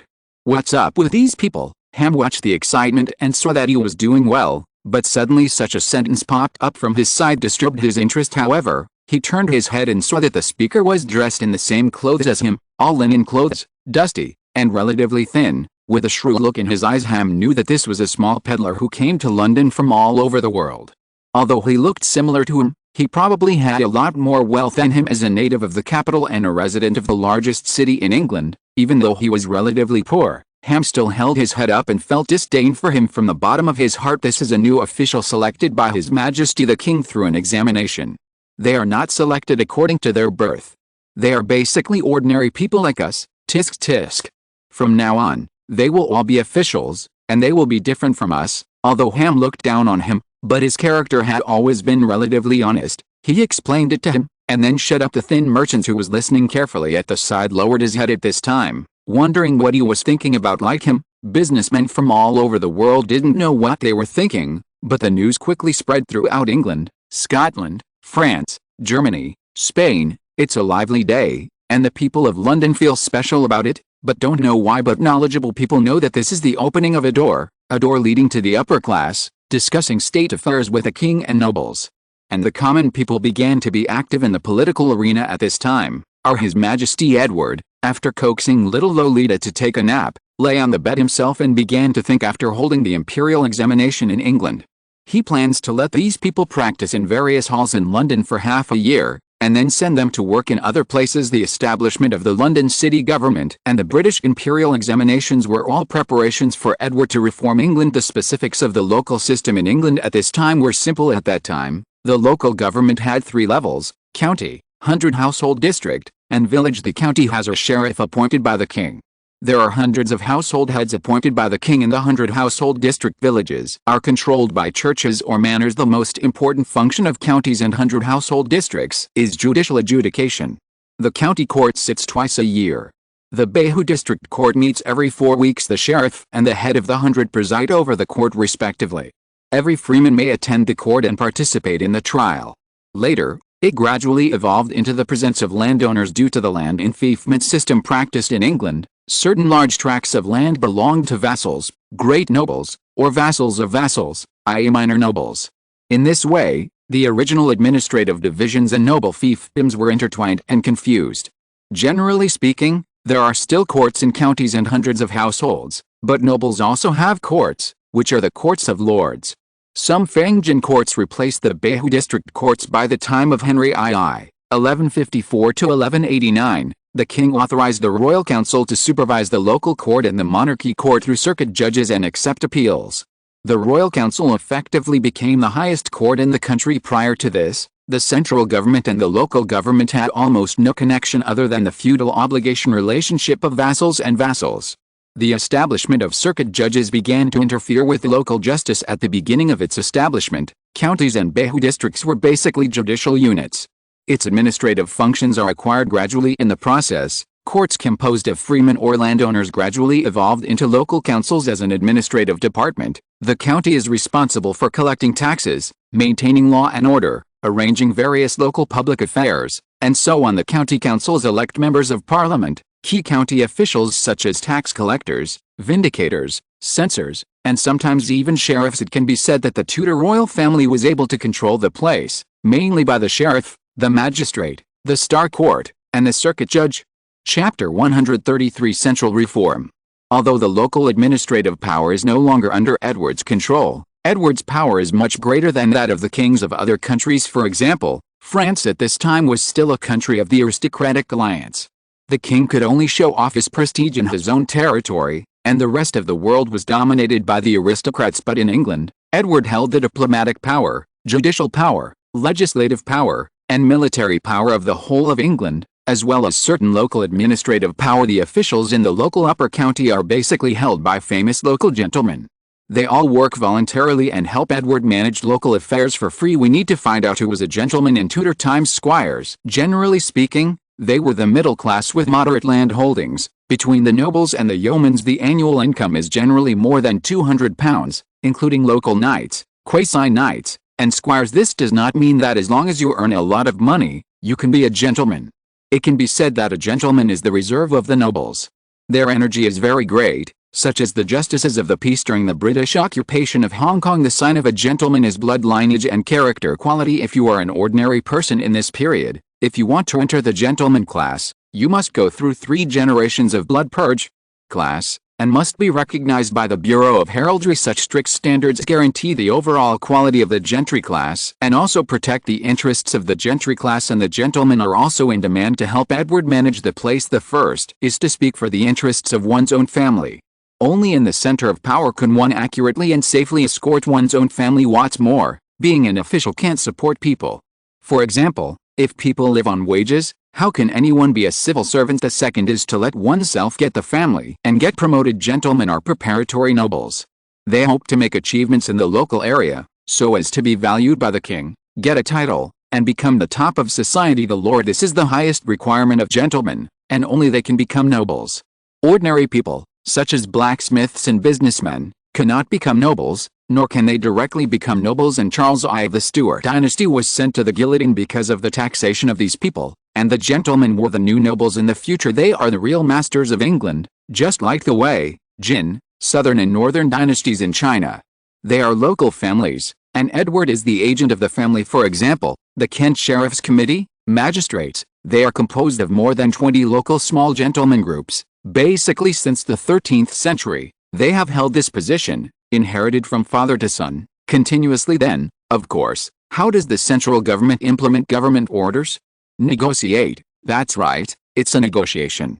The central government sent people to the local area to discuss with those gentlemen. The extent to which they implement the decree issued by the London government depends on the extent to which London discusses with them, and they will only implement it after reaching a consensus. It can be said that there are more than 50 counties in England and Wales, not in the hands of the central government and Edward, but in the hands of 5,000 gentlemen families, who are the real masters of England at this time. Therefore, if Edward wants to regain the management rights of the place, it will be very difficult. Fortunately, this was the Renaissance era, and the capitalist class was starting to rise, a force that could be harnessed. Thinking like this, Edward fell asleep. Waking up in the evening, Edward accompanied little Lolita to dinner, and chatted with his sisters Elizabeth and Mary about Princess Mary's marriage for a while. Then, in the shyness of the two of them, Edward finished the day. The next day, Edward woke up early today, and began to discuss the appointment and dismissal of the sheriff with the president of the Privy Council and the Chancellor of the Exchequer. The position of sheriff was originally to replace the earl. In France, it refers to the senior lord who used feudal power in the place. In the feudal era of France, an earl was often the supreme ruler of the earl country, with royal power. As the Earl of Anjou, he can completely rule over Anjou, but that has never been the case in England. All dominions in England are granted by the king. It is a feature of English law that the people in the domain owe their allegiance to the king, not to the lord. In order to divide the power of the nobles, the king appointed the sheriff, who was initially responsible for the security work of the county and presided over the county court. Therefore, the sheriff became the representative of the local royal power and had great influence. In order to worry that the sheriff was too powerful, the king even stipulated that the term of the sheriff was only 1 year. And if the king dies, the sheriff must step down automatically. Recently, with the period of the Tudor dynasty, the power of the aristocracy has basically been defeated, and the royal power used the jurisdiction of the royal court to expand the judicial power of the royal court, stipulating that lawsuits over 40 shillings should be under the jurisdiction of the royal court, thereby depriving the power of the county court and rebuilding the county courts. The militia, commanded by a full-time magistrate, thereby deprived the sheriff of military authority. Then the sheriff became an almost purely ceremonial office, but Edward must take it seriously. The county sheriffs are almost the embodiment of the king. They have no rights, but their existence represents the infiltration of the king's rights. Your Majesty, this is the list drafted by me and the ministers. Please have a look. Minister of Finance Ferris held the list of personnel in his hand and handed it to Edward respectfully, then sat upright with a smile on his face, looking gentle and elegant. Edward took a closer look, and found that these people were basically the same team, but they just moved to another place. Edward didn't say anything either. These were just conventions, and the king didn't have any talents, and the sheriff didn't have any power, so the importance wasn't high. Very good. The one drafted by the Privy Council is very good. Let the Minister of Seals seal it. Edward looked at it scribbled, and within 3 minutes, he spoke. Yes, Your Majesty. As long as you are satisfied, this is the happiest thing for our colleagues in the Privy Council. Chancellor of the Exchequer Ferris showed a gratified smile and said sincerely. Then, when he put away the list and was about to leave, Edward Pugh stopped him. My Lord Minister, I don't know what happened to the recent local riots. Edward took a sip of strong tea. His fair and tender face gradually turned red, and then he said in a deep voice, Your Majesty, due to the resignation of Duke Edward and God's blessing, the riots in the counties have subsided a lot this year. I'm afraid England's tax revenue will be normal this year, and the financial pressure will be greatly reduced. Ferris looked relieved, and his whole body seemed to have been reduced a lot. Yes. Last year's local riots were astonishing. Edward also had a sad look on his face. Riots broke out frequently, businesses withered, and his treasury was struggling to support. He not only has to feed the 3,000-man guards, but also the court staff, as well as the debts left to him by Henry VIII. These all need money, and it is still a bit difficult to support the central government of London. Ferris, I'm still not satisfied with the administrative efficiency of the Privy Council. It needs reform. Edward sighed, lowered his eyes, and said earnestly, This, Your Majesty, isn't that good? Ferris looked a little embarrassed, looked at Edward carefully, and said word by word, hesitating. However, your suggestion is very insightful, and it should be. Seeing Edward's eyes getting sharper, Ferris quickly changed his words, and his tone became more humble. Presumably you already have some dissatisfaction. This is our responsibility, you say? Seeing the Chancellor of the Exchequer, who changed his attitude instantly, Edward couldn't help but sigh in his heart. His father is really good at employing people. Ferris Alexander was not from aristocratic background. At most he was a local gentry. He was able to defeat such nobles and become the Minister of Finance, which was entirely dependent on the power of the king. After leaving the king, How many people still care about him who has no family background? Low status and great power are indeed a good way to control ministers in this era. Subsequently, Edward and Ferrers made some discussions to establish a complete central system based on England's situation and facts. The next day, Edward convened a meeting of the Privy Council. After a morning discussion between the ministers and Edward, the following reforms were made under the king. There are the Privy Council, the Royal Court, the Star Court, and the Military Council. Privy Council, responsible for consulting the king and implementing the king's decrees, set up a president of the Privy Council, 2 vice presidents, and a number of ministers. The number is not limited and the time is not limited. There are 9 departments under it: the Ministry of Foreign Affairs, the Ministry of Financial Revenue and Expenditure Management, the Ministry of Religious Reform, the Ministry of Social Security, the Ministry of Supervision and Management, the Ministry of Construction Engineering, the Ministry of Official Position Management, the Ministry of Agriculture and Business Management, and the Ministry of Education. Each department has a minister and 2 deputy ministers, and 8 departments are set up under it, and each department is responsible for a set of things. England was divided into 8 parts by Edward: North East England, North West England, Yorkshire and the Humber; West Mid England, East Mid England, East England, South West England, and South East England. Each department has a director and 2 deputy directors, as well as several personnel. At that time the Chancellor of the Exchequer had his own independent Treasury Office, which was responsible for collecting and managing His Majesty's taxation and finances. Therefore, the Finance Department is independent from the Privy Council, and the function of the Finance, Revenue and Expenditure Department is to plan the government revenue and expenditure for the second year, and to keep the funds that Edward transferred to the government. Let me explain again that the Privy Council is an advisory body set up by the King of England. He can withdraw and delete at will, and no one can obstruct it. Chapter 134: Judicial Reform. It can be said that the central government in England at this time is actually the royal court established by the king himself, which is completely different from the central government of the Ming dynasty in China. At this time it can be said that the central government in England at this time, including the royal court, the Privy Council, and the Star Court, were all set up by the king, mainly to hire them to help the king manage the country. And their salaries are paid by Edward. It can also be said that the whole of England is the king's territory, and he can play as he wants. Unlike the Europa continent at that time, England at this time was very similar to China. It was popular in Europe at this time that the nobles and the king jointly managed the country, but what the king could really manage was his own immediate territory. They have a familiar saying: "My vassal's vassal is not my vassal." But England is different. What is popular in England is that, to use a Chinese saying, it is the land of the king under the whole world, and the land of the land is the subject of the king. In other words, the allegiance object of all nobles and commoners is the king. The source is because William the Conqueror, the Duke of Normandy, after he conquered England, distributed most of the country's land to the soldiers and soldiers who followed him. Therefore, even for knights and jazz, the land passed down from their ancestors was actually divided by the King of England. This is equivalent to the direct establishment of a vassal relationship between the king and all the nobles, without a second hand in the middle. And at that time, becoming a nobleman, even a knight or a local gentleman, required the consent of the Bureau of Heraldry, and the Bureau of Heraldry was in London, in the hands of the king. Therefore, the Chancellor of the Exchequer, Ferrers, can also serve as the head of the Privy Council. The king is the country, so when troops are sent to fight, the king also pays for it, and the territories conquered also belong to the king. It is also understandable why Charles I taxed later. He wanted to collect a little tax from the English in order to quell the Scottish rebellion. His royal treasury ran out of money, but the English refused, so they started fighting. This is not the case with a parliament. First of all, this institution has been established for hundreds of years. It was established by the English themselves and forced the King of England to agree because of the Battle of the Red and White Roses. The nomination of members of the House of Lords is completely controlled by the king. This is not the case for the House of Commons. Its personnel are elected by the people, and the king cannot intervene. Moreover, the legislative power of England is in its hands, and the king can only influence the House of Commons indirectly through the House of Lords, and the control is not strong. Therefore, Edward can only reform the Privy Council, but not Parliament. The reform of the Privy Council is actually the same.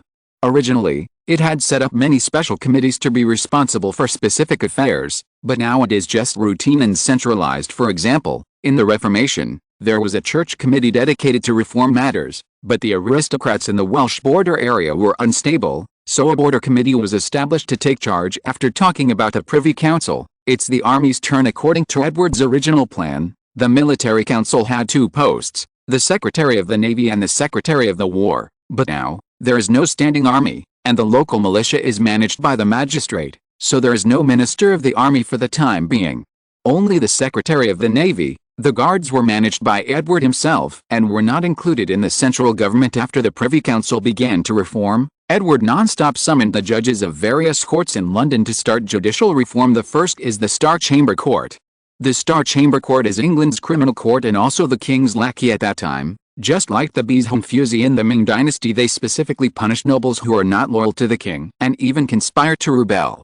Members are composed of Privy Council officers, bishops and senior judges, directly under the king's manipulation.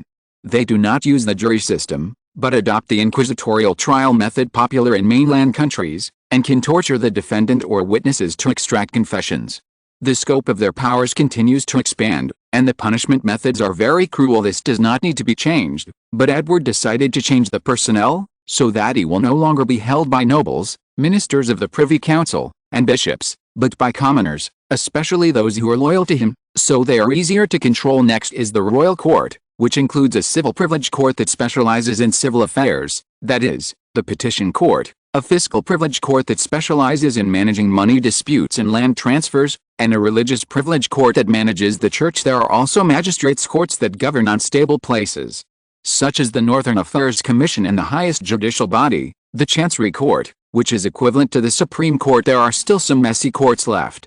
For example, a mining area has a mining court, a port has a port court, and the Thames has a special Thames court. If you were going to sue at that time, don't go to the wrong door. In this way, the court basically became a judicial and administrative institution, and the complex judicial system was the magic weapon for the king to rule England. Edward directly merged them together, collectively known as the Royal Court. The Ministry of Civil Affairs is set up under the court, and the Court of Appeal is placed under it to deal with civil lawsuits. The Ministry of Finance is set up, and the Court of Financial Privileges is placed under it, which deals with similar matters.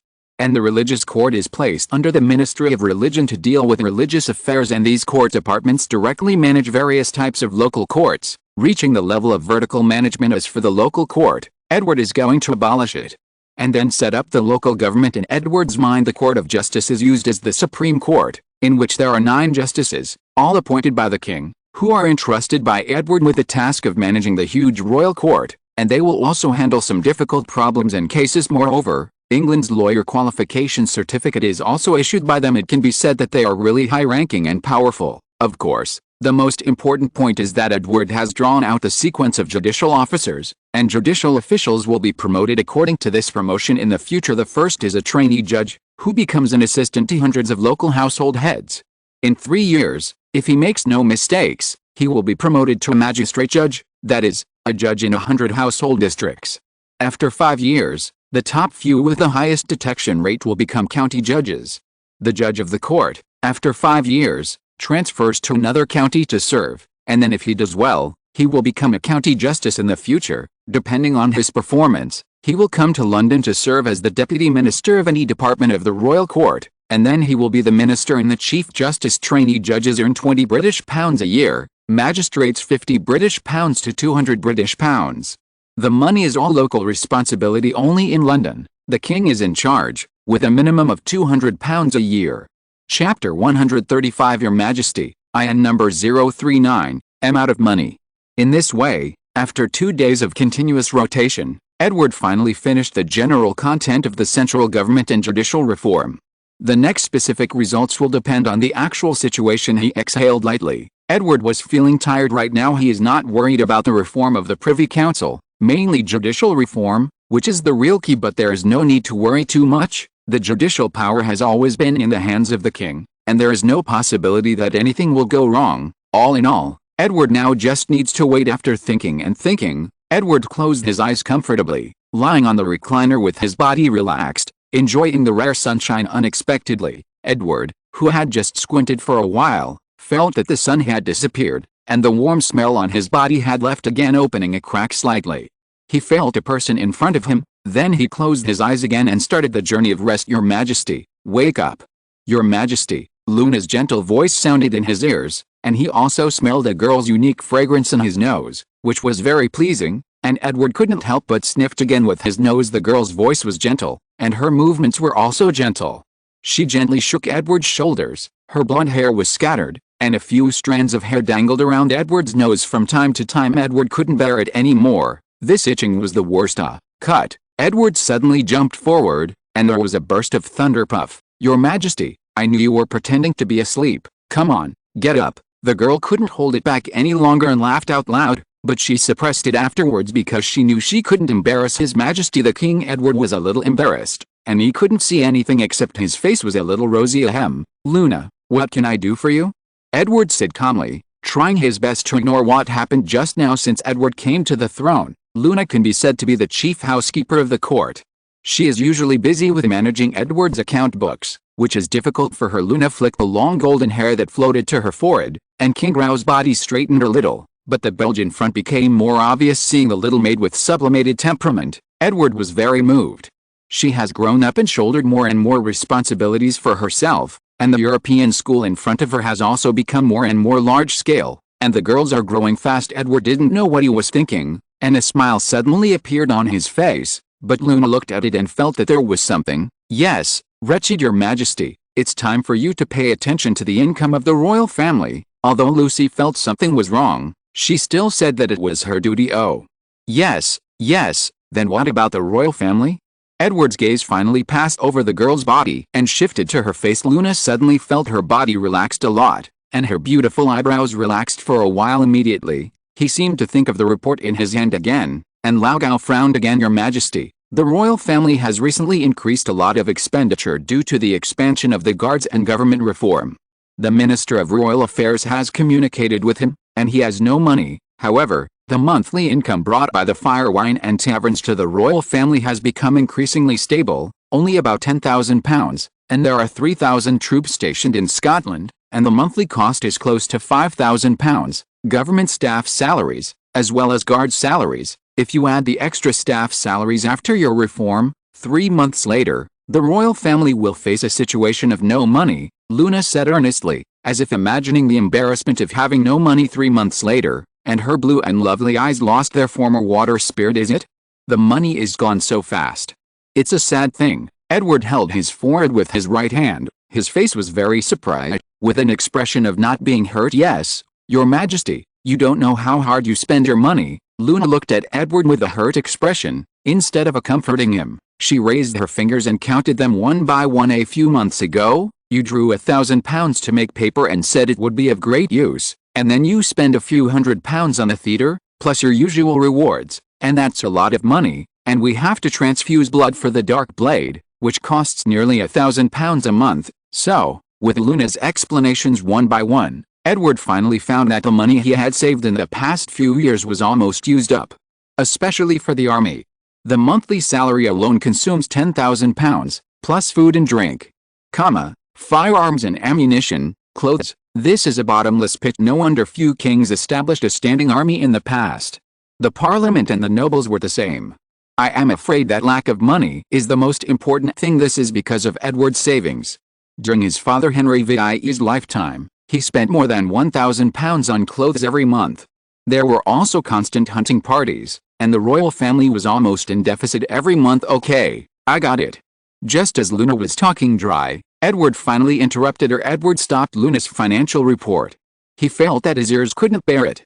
It was like dozens of sparrows chirping, and it was annoying. Luna is good at everything, but she is long-winded, and she can't stop talking. If you don't stop her, she can keep talking all afternoon. Okay, I see, someone will send money over after a while. Edward stopped Luna's question about coming out with an affirmative tone. He patted the chair and motioned for Luna to sit down. A girl who could be in a hurry would not be in the mood to sit down. She could only blink her beautiful eyes and wait for Edward's next words. Edward was a little puzzled by Luna, making him look like a liar. Didn't I meet a Hanseatic merchant last time? Seeing Luna nodded, Edward continued. He said he would buy £500,000 of sea salt from us in the future, at 6 shillings per pound. That would give us £250,000, which I think will last us for a while. Edward's somewhat pale face revealed a hint of complacency. This is indeed a delicacy delivered by a family. I think no one dares to deceive the King of England. Oh, this is really great. Then, Your Majesty, I will first inform Sir John to order him to go down. It is time to start preparations for the manners everywhere." Luna's face was filled with joy. She bowed to Edward, and then walked away with light steps. I haven't met Luna in detail for a long time, and Edward is ready to communicate with her. Who knows that this girl runs so fast?" Edward sighed helplessly. If you're listening to this novel on a channel other than Fanfic World, it means they downloaded and uploaded it without effort. We cordially invite you to visit our channel, Mundo Fanfic Novelists. There you'll find the original version of this story, and you can explore many other novels of various genres. We're waiting for you to immerse yourself in a world of incredible novels. Chapter 136 Investigation. On May 1, 1549, the temperature in London in summer had reached a rare high temperature, about 25 degrees, which was really tormenting weather for the London residents who have always been cool. Some civilians walking on the road were sweating profusely and kept wiping the sweat from their foreheads. Some even kept opening their mouths and sticking out their tongues on the street, hoping to radiate some heat. England, which is deeply influenced by the ocean, generally maintains a normal temperature of around 20 degrees every year, and even in winter, the temperature is as low as 7 or 8 degrees. The civilians in short and brown clothes can only endure such harsh weather, running around London, busy with daily meals. Their trivial wish is to have enough food for themselves and their families every day. The pampered nobles would not worry about a little food, but the hot weather in London forced them to do everything possible to relieve their heat. For example, the high-ranking nobles of the kingdom like Edward. They have used their rich money to build underground storage warehouses, and bought a large number of ice cubes from northern Europe, which have been stored for a long time. And it is cool enough for a summer, but the lower nobles and ordinary businessmen don't have such a big hand to do this. As a result, shrewd businessmen would not let go of this business opportunity, and a large number of ice cubes from northern Europe appeared in the streets and alleys of London. The merchants sold small ice cubes that had been cut at 5 pence per pound, and people with a little money competed for them. Purchase comfortable and cool ice has become a good medicine for Londoners to spend summer. Boss, here's a pound of ice. The busy little businessman heard a sail, looked up, and found that it was a man wearing a cloak outside, a white shirt inside, short flaxen hair, fingers and agate ring could be vaguely seen, and a middle-aged man with a dark red and gold thread came over, his tone neither serious nor serious. "Sir, wait for a while, it will be ready soon." Although he was a little depressed why such a gentleman-looking gentleman would buy ice cubes from himself, it was still a pleasure to make a deal. The nimble businessman ordered his assistant to cut the ice tightly protected under the sheepskin jacket, and he accepted the gentleman's 1 shilling, and then gave him 14 pence. Adler carefully kicked the recovered 14 pence back into his pocket, and then reached out to take the 1-pound ice cube wrapped in linen. Walking faster and faster, the ice cubes left the protected area and melted very fast. He had to rush back quickly, otherwise his family might not be able to enjoy this rare luxury. As a well-known banker in London, since he came to London, he purchases a large amount of ice cubes from specialized suppliers every summer to meet the needs of himself and his family. However, this year is different.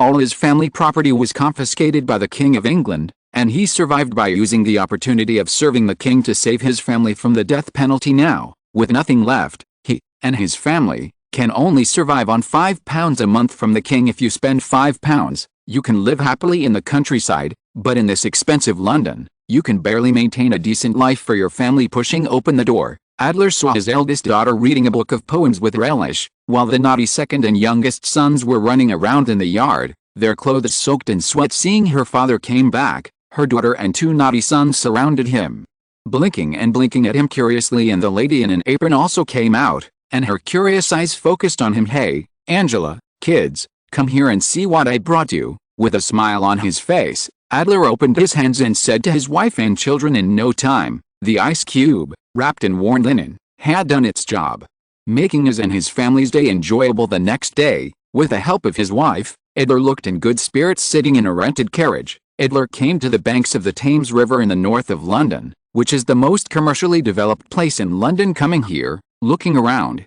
there are many textile factories of various colors, and the ships coming and going set up their sails, and then a gust of wind slowly sailed to the exit of the Thames River, leaving England for the Netherlands or Germany. These merchant ships loaded with textiles out of England sailed slowly on the spacious Thames, and collisions occurred from time to time. After stopping the carriage, Adler smiled, and smiled at the middle-aged man who went out to greet him. "Nice to meet you, Mr. Adler." A middle-aged man with dark red hair and a high nose bridge said with joy, "Me too, may God bless you." Edler also bowed down to express his gratitude. "Come with me, sir. After reading it, I think you will think that lending me a loan is a right choice." As he spoke, the middle-aged man led the way, and at the same time talked with Adler about the bright future of his factory. "Sir, our factory now has more than 100 workers and 50 machines, which can produce 10 hundredweight, equivalent to 10 tons, of woolen cloth every month, and the monthly profit is nearly £50. This is the most conservative estimate, and if you lend me £1,000, I can expand another 50 machines, so that the monthly profit will be more than £100. In less than a year, my sir, I'll be able to repay the loan in full with interest." Following behind the middle-aged man, Edler carefully observed the condition of the textile factory's machines and checked its account books. Regardless of the wool scattered all over the ground and the sultry air environment, Edler couldn't stop thinking about the prospects of the textile factory and his own repayment ability. Then Adler came to his office and sat in a chair with a serious expression on his face. "Mr. Humphrey, according to my investigation, your textile factory still owes a debt of £500, which is not a small amount." A smile appeared on Adler's face. His tone was full of ridicule, and his sharp eyes looked straight at the eyes of the textile factory owner sitting opposite him, not letting go of his movements. "How can I trust you? Who knows if you want to take my money and slip away after paying off that debt? I'm not God. I can't know where you will flee to, and I can't catch you." A trace of cold sweat broke out on the forehead of Humphrey, who had been sitting calmly across from him, but his eyes were still so determined, unhurried. Chapter 137. Poor Major Dio. "Mr. Adler, you are really well informed. Even our debts are clear." As the owner of the textile factory, Humphrey was non-committal about Adler's investigation of him, chuckled lightly, then stood up, no longer sat face to face with Adler, but sat next to him, and explained. "Then you should also know that the money I owe is borrowed from my friends, not from your bankers. I have plenty of time. I believe that after getting your money to expand the textile factory, they will definitely delay the due date, so you don't have to worry about these. I have a big business here. I won't run away." Taking a breath, Humphrey completely dispelled Adler's worries in one breath, and looked at him with a relaxed expression. Of course Adler knew about these situations, otherwise, he wouldn't have dared to take such a big risk to borrow money. In fact, Adler had already conducted a detailed investigation on him before coming. Again, Humphrey Gilbert, the son of a knight, as the second son of the family, came to London with £50 in his hand after his elder brother inherited the title. He was not obsessed with life in Chengshi like ordinary aristocratic children, but used the £50 in his hand to buy 5 dilapidated carriages, and after some decorations, he started his own car rental business. In less than 5 years, he already owned 20 carriages in his hands, and his total family property reached £300. Then he saw the development of the boating business, sold the car rental company, and bought a small merchant ship for £300. Then 3 years later, he sold his boat abruptly, and by this time his family property had reached £500. He invested all his £500 in the development of the textile factory, and within 2 years, the textile factory earned back half of the cost he invested. But he was not satisfied, not only borrowed £500 from his friends to invest in the textile factory and expand production, but also borrowed money everywhere. So, after a detailed investigation, Edler came here. "Mr. Humphrey, I don't know why you expanded the machine so early. Will you sell it if you do this?" Adler looked at Humphrey, who was confident in his chest, and couldn't help asking doubts in his heart. "Are you looking for business opportunities like this?" Humphrey drew a close distance, his expression froze, and then he suddenly remembered something, and said with a smile, "Let me tell you the truth. I am going to squeeze out all the Hanseatic League's market in London, and become London's largest woolen cloth supplier in one fell swoop." At this time, although England has always been a major exporter of textiles, bringing endless wealth to the English people, the consumption of textiles in the London area is not small at all. A city with more than 100,000 people, how much it consumes on textiles, you know, because the merchants have always hoped to export their own wool and woolen fabrics, but they have always ignored the city of London. At this time, Humphrey seemed to be a general pointing the country, full of momentum. "Yes, Hanseatic merchants have lower taxes and lower costs than us, but now everything is gone. Thanks to His Majesty the King, the Hansa merchants now have very little advantage over us, and they are even retreating step by step. I'll force the Hanseatic merchants to spit out their markets, and we'll take theirs." In this way, Edler lent Humphrey £1,000 at an interest rate of 50% per year, a relatively low interest rate, with a textile factory as collateral. For 1 year after finishing this matter, Edler returned to his bank. "No. It's the Royal Bank of England, Mr. Adler. Good day, Mr. Adler. After leaving the bank staff greeted him as the original owner of this bank. Adler is very familiar with it, and His Majesty the King has completely retained the bank staff, making it more convenient for him to work so, towards the status of aristocrat. Adler started to get busy again at this time. The French army that had been staying in Edinburgh also withdrew one after another, leaving only more than 1,000 French soldiers stationed, and those who withdrew were basically Swiss mercenaries. Diogenes Coslander, a young officer from France, who was determined to capture the King of England alive, was staying in the tavern, drinking wine. One person huddled in a corner, occupying a table by himself. While the crowd around him did not dare to disturb him, his short black hair was messy, his eyes were sunken, and there was a mocking smile at the corner of his mouth, as he poured glasses of beer into his stomach as if nothing had happened. He just wanted to get drunk. At the moment he has just received news that his proposal to transfer himself back to China has been rejected, but his father was powerless. Hearing that this was requested by His Majesty the King himself, he knew why. Have you heard? Our Majesty the Queen was taken away by the English, and now she is in the hands of that sick King of England. A man with withered yellow hair, messy like a chicken coop, walked into the tavern and sat directly at the table next to Major Dio. The waiter with big breasts and fat buttocks brought rye wine, wiped the oil by the way, touched her big buttocks, made fun of her a few words, and then said to the companions at the table, "Tch, this news has been spread a long time ago, and now basically everyone in Edinburgh knows about it." A bearded young man on the table seemed to dislike him, and immediately hide him. "Your news is too outdated, don't say such news in the future." "What did you say?"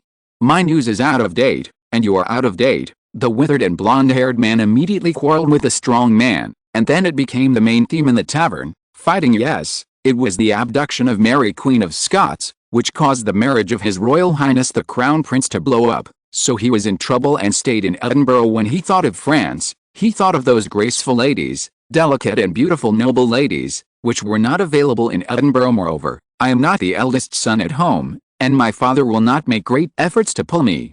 I am afraid that I will stay in this ghost place of Scotland for the rest of my life, thinking of troublesome things." Again, Dio raised his glass and drank again, feeling almost done. Dio was about to go back to the mansion arranged by the Queen Mother of Scotland after sleeping at night. Dio still felt a little dizzy. At this time, the servants sent a letter from France. "What? My father's dead? Campbell has inherited the baronetship." The content of this letter gave him so much information that Dio couldn't believe it for a while. Immediately after he saw that this was a letter written by his wife, a daughter of a knight, his eyes suddenly became blank. Looks like he's going to be in Scotland for the rest of his life. Chapter 138. Young Master, Leaden number 039, Esco to England. The letter in his hand has not been read yet, but a fire has been burning in Major Dio's heart. This fire is burning his lungs, burning his heart, burning his internal organs, like a blocked river, and urgently needs to vent. Come out. However, he understands that in this foreign country, everything here is unfamiliar, and anyone around him may be someone else's spy, and he cannot let others know. His secret veins were exposed in the hand tightly clutching the parchment, and the palm of the hand that had practiced swordsmanship all the year round was covered with calluses, but at this moment it was rapidly congested with blood, and the entire palm turned red. His eye sockets were deeply sunken, his blue eyes were wide open, and some of his skin had expanded, making him look like a volcano about to erupt. But strong self-control controlled his whole body, and after a while, he turned into a somewhat decadent "Your Excellency." Major pretending to be nonchalant, Dio spread out the rolled letter paper again and looked at it seriously. The following content directly ignited the fire in his heart. He tore up the letter casually, picked up the table, and destroyed everything in front of him recklessly. Seeing his master with disheveled hair and madness everywhere, the little maids who were serving at the side shrank in the corner, trembling, looking at the master, who was very different from usual in horror. The manservant who delivered the letter was also timidly standing in the distance, watching Dio furiously, venting furtively, his teeth chattering uncontrollably. It's no wonder they were so scared. If Dio took advantage of his anger to kill them, it would be nothing. Since the Queen Mother gave them to Dio, they were Dio's private slaves. He can kill at will. Fortunately, such a bloody scene did not happen. After Major Dio destroyed the living room, he calmed down slowly. "Go and invite Mr. Boris. I have something to discuss with him." After Major Dio vented, he calmed down completely, but his face was extremely cold, and there was a ruthlessness in his eyes as he read on. His wife wrote that the king's dissatisfaction with him and the death of his father, the wife's father, the Chevalier Benoit, took her back to her natal family directly, For fear of implicating him, since the two of them have never had any children, the old knight's claim that he has been looking for a new husband for her has no clue. That's why he asked his servants to call out to the only person he trusted, Boris. Boris was originally the son of a serf. Just like more than a dozen ordinary sons of serfs, he and others followed Dio, joined the army, accompanied him to make contributions, and protected his safety by the way. Since Dio joined the army at the age of 16, he has followed him. After 12 years, Dio has become a major, commanding thousands of troops, and he has also become the captain of his personal guard, protecting him all the time. However, he was the only one left among the young serfs who had been protecting Dio together. The others either died in battle or were wounded and disabled in the army.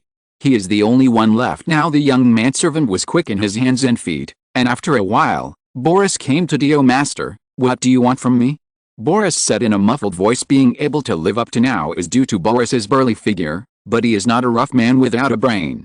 If he had no brains, he would not be able to live now. On the contrary, he is still a careful person who can move some smart people, so he has always been valued by Dio, and he will discuss anything with him. Dio glanced at the burly man with a bushy beard in front of him, and felt a different kind of warmth in his heart. At this moment, when the whole world abandoned him, he was the only one who could accompany him. Dio waved his palm, and the terrified maids and male servants backed away with great speed. Dio thought for a while, and then roughly explained the content of his letter to Boris. After listening, Boris was also panting like a cow, spraying hot air from his nostrils. Master, let's go to France and take my wife back. His grandma's XXXX banana, XXX him. Immediately, the furious Boris sprayed directly, and greeted his father-in-law directly in front of him, accompanied by movements from time to time, which seemed to be of practical value. Okay, I came to you to discuss how to improve our situation, not to circle my father-in-law. Dio, who is on fire in his heart, was confused by Boris at this time. With a wry smile in his mouth, he stopped him aloud. Yes, master. I've lost my composure.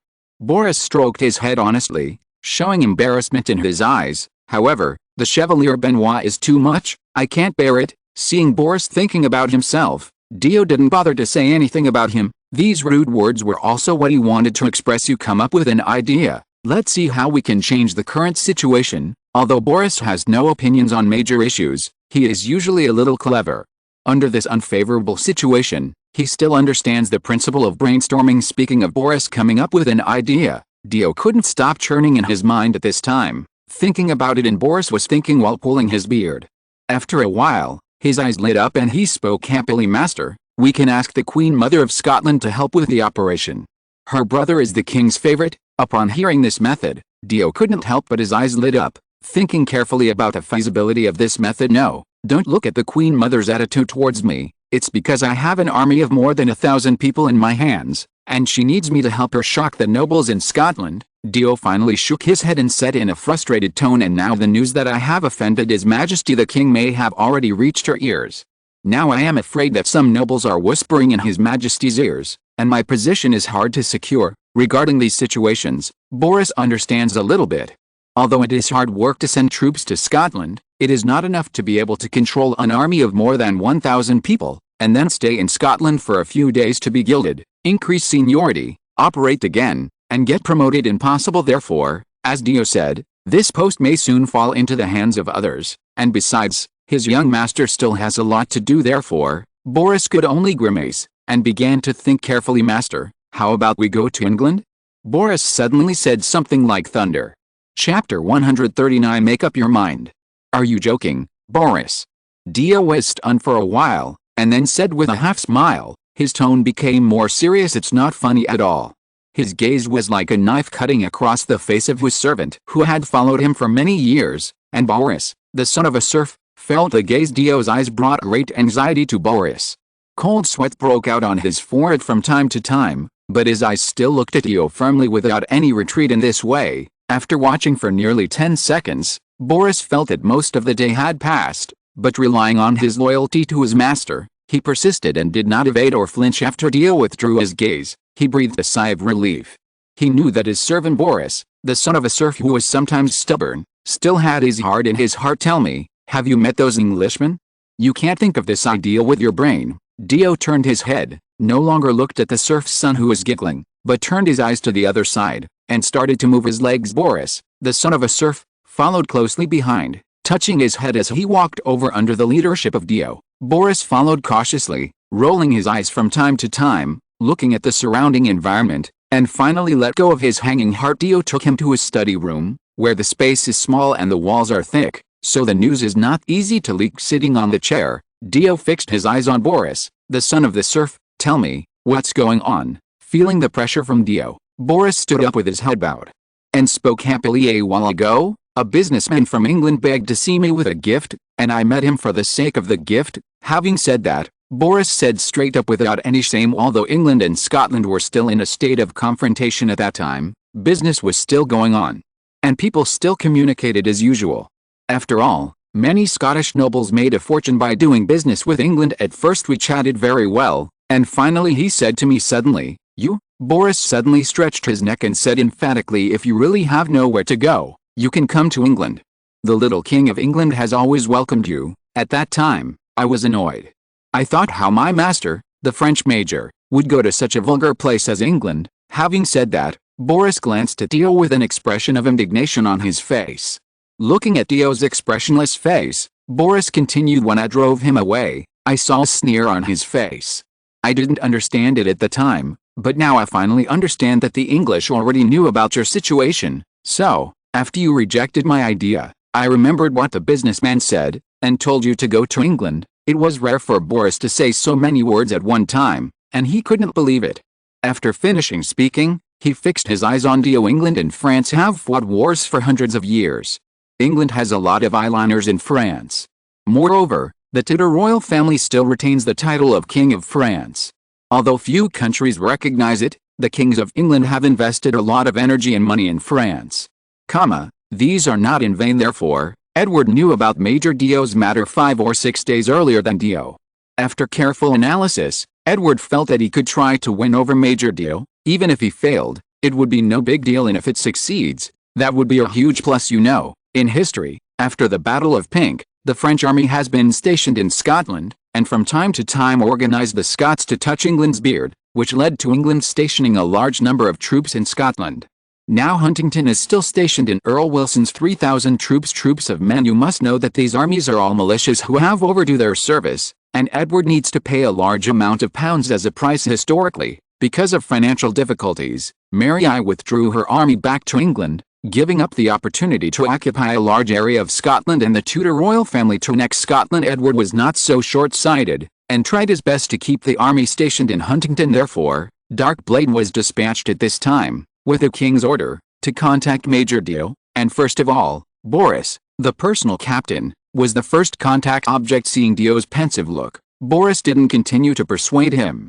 He understood that he didn't need to contribute to such a major matter, otherwise it would be counterproductive. Dio was also very contradictory at this time. On the one hand, if he stayed in France, he might still be that promising major. After a while, he might become a commoner and have a chance to reunite with his wife. England may become a nobleman and receive the important task of the king, or it may be idle, left aside, and never reunited with his wife. This kind of uncertainty makes him extremely uneasy. Both sides may get nothing, and his eyes are fixed, but he can't stop thinking about various pros and cons. In his heart he was sent to Scotland to help the Scots resist the invasion of England, and by the way, Queen Mary was sent back to France to marry the crown prince. As a result, only half of the 2 tasks were completed, and the king was angered. Resignation is certain, and there is still a glimmer of hope in England. "Boris, what do you think of my going to England?" Raising his head, Dio turned his attention to the son of the serf again. "Master, if you go to England with an army, I don't think a baron can escape." After being away from home for 10 years and staying with Major Theo, Boris saw and heard him for such a long time. Boris no longer knew only the small manner. Boris' answer was not beyond Dio's expectation. What he said was also what Dio thought, and this was the best result. Maybe it could be a knight or grant some land, but these are not what Dio wants, and it is not worth the risk for him. So he is going to do something big. Go back immediately, find the businessman, and ask him about his specific situation. I don't want to end up fetching water from a bamboo basket. In vain, I got an illusory promise. Now that he has made up his mind, Dio will get tangible benefits, and he wants to maximize the benefits. "Yes, master, I'll go right away." Hearing Dio's order, Boris, who was waiting quietly, responded immediately. The anxious Boris returned to his home, But at this time a man dressed as a businessman was waiting for him in the living room. Chapter 140 Action. Cooper, one of the 10 captains of Edward's Dark Blade. After learning of such an opportunity, Edward hurriedly asked Dark Blade to send personnel to Scotland to persuade Major Dio. Cooper was chosen by Guy to be the emissary because of his eloquence, and he got this important task because of his background. Cooper means Cooper. He has been in contact with a lot of people since he was a child, so he has always been smooth-talking and good at dealing with strangers. Unsatisfied with his fate as a small handicraft businessman, he joined the organization at the very first moment when Dark Blade was established. It's a pity that his qualifications are too low, and he can only become a small 10 officer, which is due to his lip service as soon as he arrived in Edinburgh. He didn't act rashly and meet Major Dio directly. Instead, he kept spending money to inquire about the news, looking for all the information about Major Dio. Moreover, he did not set his target on Major Dio, but set his target on the people around him to indirectly influence Major Dio. In this way, not only the difficulty factor is small, but it is also not easy to startle the enemy as expected. In less than half a day, Major Dio's personal captain, Boris, appeared in his sight the first time we met. He didn't say anything directly, but deliberately revealed some information, leaving a trace of thought. In another day or two, the strategy of money will bring the relationship between the two closer. Today, he came to Boris' mansion, and prepared to invite him to eat, drink and have fun as usual. Who knows that he is not at home? After bribing the servants, he learned that Boris was urgently recruited into the mansion by Major Dio, and he knew in his heart whether he could succeed or not. After staying for more than an hour, Boris finally returned to his mansion with a serious face and decisive actions, which was very different from the past. Mr. Boris. Cooper was interrupted as soon as he spoke. Mr. Cooper, please follow me. With a serious face, Boris waved to Cooper as an invitation. Cooper had no other choice but to follow him into a secret room. Mr. Cooper, don't you know what promise His Majesty the King made to my young master? As soon as he sat down, Boris asked straight to the point, with a hint of eagerness, but Cooper's heart was burning hot. He knew that this matter was half done. After sorting out his thoughts, Cooper recalled the conditions given by Edward, and after confirming that there were no mistakes, he said carefully, before your Majesty arrives, let me bring you an imperial edict with a national seal on it, which has benefits for your master. In order to win the trust of Major Dio, Edward had to write a rescript with a great seal to reduce his suspicion. It clearly states that as long as your master, that is, Major Dio, can lead all the French soldiers to open the gate of Edinburgh when Earl Wilson is leading the army, Major Dio will be canonized as Baron Huntington after that is done. Grant 5,000 acres of land. And become a member of the House of Lords. This is the greatest reward for your master.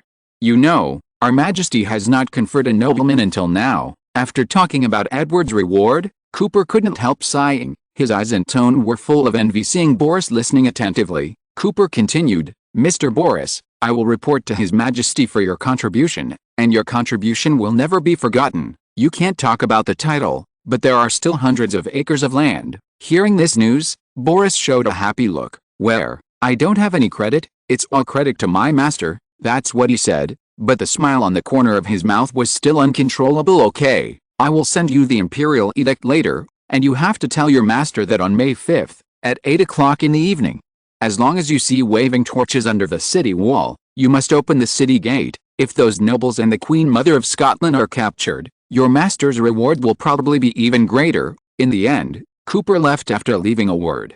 And he also wanted to inform Earl Wilson of Huntington of this important news. Boris, who got the specific situation, told Major Dio about it, and after Major Dio received Edward's imperial edict with the seal of the state, he immediately discussed specific actions. At noon on May 5th, the entire French barracks was full of joy and laughter. With all his savings and the supplies in the army, Dio bought almost all the wine and meat on the streets of Edinburgh, and treated all the soldiers of the army to a feast according to the plan. First, General Dio's mid-level and high-level officers were invited to drink respectively.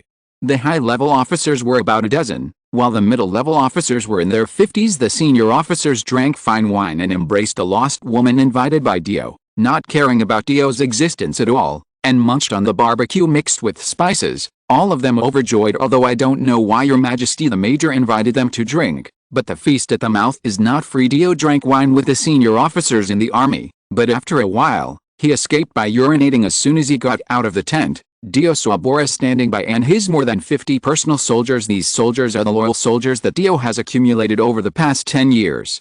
They are sturdy, brave and good at fighting, and they are loyal to him. Boris, kill all the people inside in a while. Remember to keep your voice down, and don't run away. With a low voice, Dio looked left and right and said to Boris, who was wearing armor, I know, I promise not to miss one. Boris promised in a low voice. Basically, these high-ranking officials are either the children of nobles or have backgrounds. They don't obey Dio very much in their hearts, and when he failed the king's mission, they even disobeyed him only by killing. Can he completely control the army? Dio came to another tent, and the middle-level officers inside were very warm to him. They didn't know the news that Dio had offended the king, but they were very warm to Dio. After all, he couldn't do anything to those senior officers, but he dealt with them. Can be a piece of cake. The officers surrounded him one by one, flattered Dio, toasted, and the hospitality was unstoppable. Dio drank a few glasses, and his head was a little dizzy. He didn't forget the business, and immediately cheered up, showing a sad expression, and his eyes were a little red and swollen. The officers below couldn't bear their temper and asked puzzledly, Major, why do you look sad? Looking at the doubtful faces of the people, Dio slowly said in a sad tone, Everyone, we have been away from home for more than half a year, and we miss our family very much, so we are just a little sad, but I just got a piece of news, and I won't hide it from you. I heard that His Majesty the King will allow us to stay in Scotland for a long time. The shortest is 2 or 3 years, and the longest is 6 or 7 years. Thinking of this, I can't hide the sadness in my heart. Chapter 141. At this time, Dio's eyes became more and more red and swollen, and there were even a few teardrops hanging from the corners of his eyes, looking extremely hurt. My wife is still waiting for me to go back.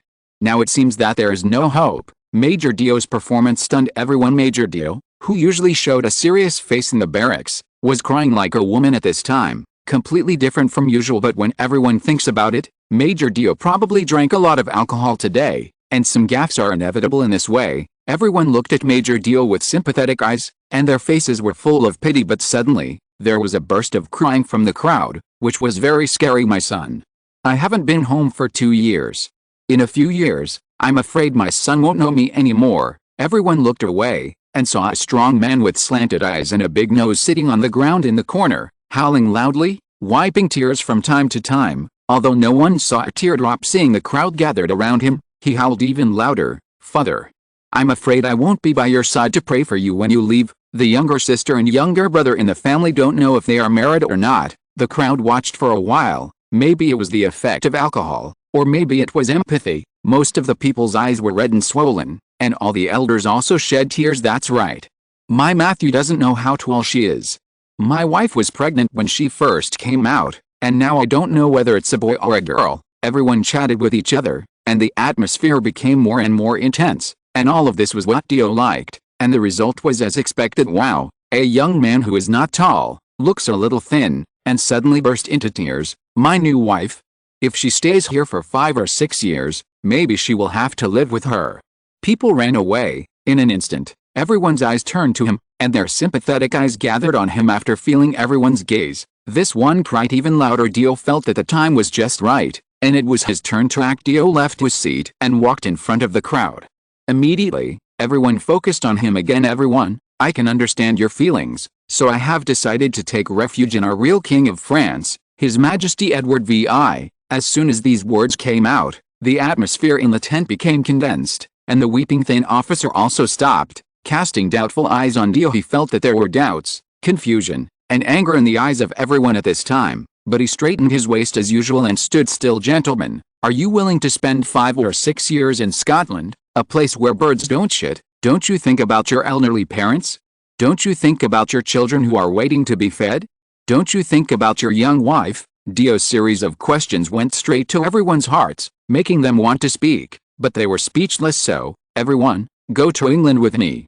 His Majesty the King promised us that as long as everyone goes to England, he will send someone to France to bring your family over. After saying this, Dio felt that everyone's resistance had softened a lot, and the possibility of accepting the conditions increased greatly. And, as long as you go to England, each of you can get dozens of acres of land, and each of you can get 50 pounds. After saying this, almost all the people below were panting heavily, staring at Dio with staring eyes. Some couldn't believe it. As middle-level officers of the French army, they all came from bad backgrounds.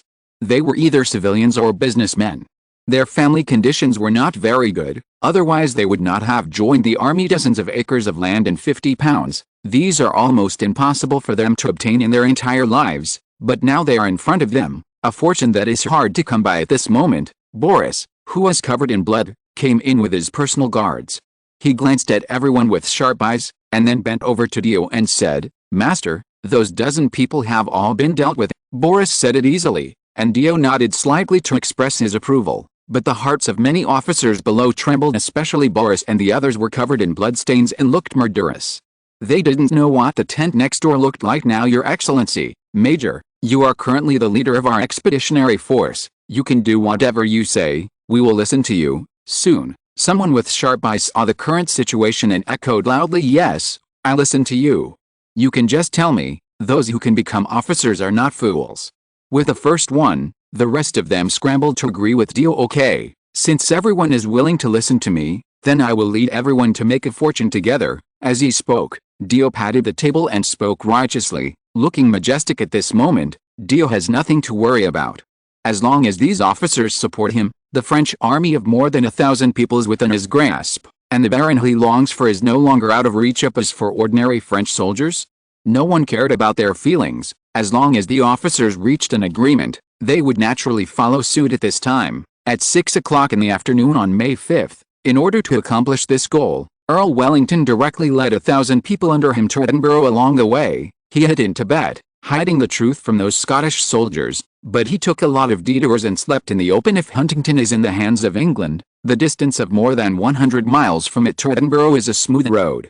No matter how dense the Scottish patrols are, they will sometimes miss them on a small steep slope 5 miles outside Edinburgh. The Earl of Wellington and 1,000 cavalry were standing there motionless. "Cooper is here too." After getting accurate information, he rushed to Huntington non-stop, and accompanied the army to Edinburgh non-stop. "Exhausted all over, Your Excellency. We agreed at 8 o'clock in the evening." With the torches the sign, Cooper bit the hard black bread with his teeth, and said to Earl Wilson next to him, "I know." Earl Wellington didn't say much. Obviously he was too tired. At about 7 o'clock, the Earl of Wellington assembled his troops and headed towards the walls of Edinburgh. At this time, Major Dio asked the defenders to open the door on the pretext of an urgent matter at night. Under pressure, the defenders slowly opened the drawbridge. The hundreds behind Major Dio rushed forward, and after a short handover, Major Dio took control of the city gate. Chapter 142: Breaking into the castle. Once he had taken control of the gates and the walls, Dio sent men dressed in Scottish army uniforms, posing as Scottish soldiers on guard. Fortunately, the French army moved quickly and blocked the scene well. Otherwise, when other Scottish troops came, they would be hard to resist. Standing anxiously on the city wall, Major Dio caressed the moss-covered city wall from time to time, raised his head to look outside the city wall from time to time, walked back and forth on the city wall non-stop, and became more impatient as time went by. Not only him, but other French soldiers also looked nervous. This is a desperate moment, but the time passed by every minute and every second, and 8 o'clock had not yet come. Although the scene was sealed off, it couldn't be concealed for long. The longer the time dragged on, the more dangerous he would be. At this time, under the bright moonlight, the English soldiers were riding horses, maintaining a constant speed, and trotting lightly. The horses seemed to have sensed something, and the cry became less and less. The Earl of Wellington was riding a horse, wearing armor, with a serious face, and took the lead in the front of the troops, leading the troops forward. The soldiers behind them didn't say a word, but their faces glowed red with excitement. Obviously, the soldiers remembered the benefits of looting the city, and anyone would be excited to get such a large amount of income. "This is not what His Majesty ordered," Cooper thought. "Your Excellency, I wonder if you told the soldiers what the king conveyed before riding on a horse." Cooper sped up and came to Earl Wilson, asking in a deep voice this. Earl Wellington rolled his eyes after glancing at His Majesty's secret spy. "Oh, I forgot, I'm getting old and my memory's bad." "Really?" In response to Earl Wellington's excuse, Cooper's eyelids moved, and he stared directly at him without saying a word. "I'll announce right away, thanks to your reminder, otherwise I would have almost missed a major event," Earl Wellington said repentantly, so he could be as sincere as he wanted. In fact, Cooper was unwilling to offend the Earl of Wellington regarding the plundering of Edinburgh, but before leaving, His Majesty the King issued repeated orders to dissuade the Earl of Wellington from plundering Edinburgh, otherwise he would be rewarded. And he also understands Earl Wellington's thoughts, pretending that the soldiers don't know. and quietly making a fortune. His Majesty the King probably won't pursue the crimes of 1,000 soldiers. Cooper tore off the cover of the Earl of Wellington, and then the order not to plunder Edinburgh was conveyed to the ears of the soldiers, and Cooper did not know how much resentment he caused, but he can't control it. It is important to complete His Majesty's mission in this way. At 8 o'clock sharp, the troops had completely arrived outside the walls of Edinburgh. Quietly, hidden in the night at 8 o'clock, a soldier held a lighted torch and waved it towards the top of the city wall, trying to attract attention. Earl Wellington fixed his eyes on the city gate. Thinking about the success of his action, suddenly the suspension bridge was lowered, and the closed city gate was slowly opened. "Everyone, follow me." Earl Wellington stopped dawdling, grabbed the reins tightly, clamped his legs, and shouted loudly. Immediately, the cavalry came back to their senses, waved their whips one after another, and rushed forward. Boom! The horse ran recklessly, and thousands of horses ran with all their strength, causing the ground to shake. Running into the city, Earl Wellington found a group of people standing in front of him, while Cooper next to him took a closer look and found that it was Major Dio and others. "Your Excellency, they are the group of French troops, and the one at the front is Major Dio." Earl Wellington, who stopped slowly, heard Cooper's voice, and nodded slightly to express his understanding. Seeing the approaching cavalry, Major Dio calmed down and greeted them with a smile. "Honorable Earl, I am Diogenes Coslander. Please come with me, and I will guide you to the royal palace and the residences of the Scottish ministers." Major Dio kept his posture very low, as if he was completely serving the English army. "Haha. Mr. Major is too polite. Your hard work this time will be rewarded by His Majesty the King.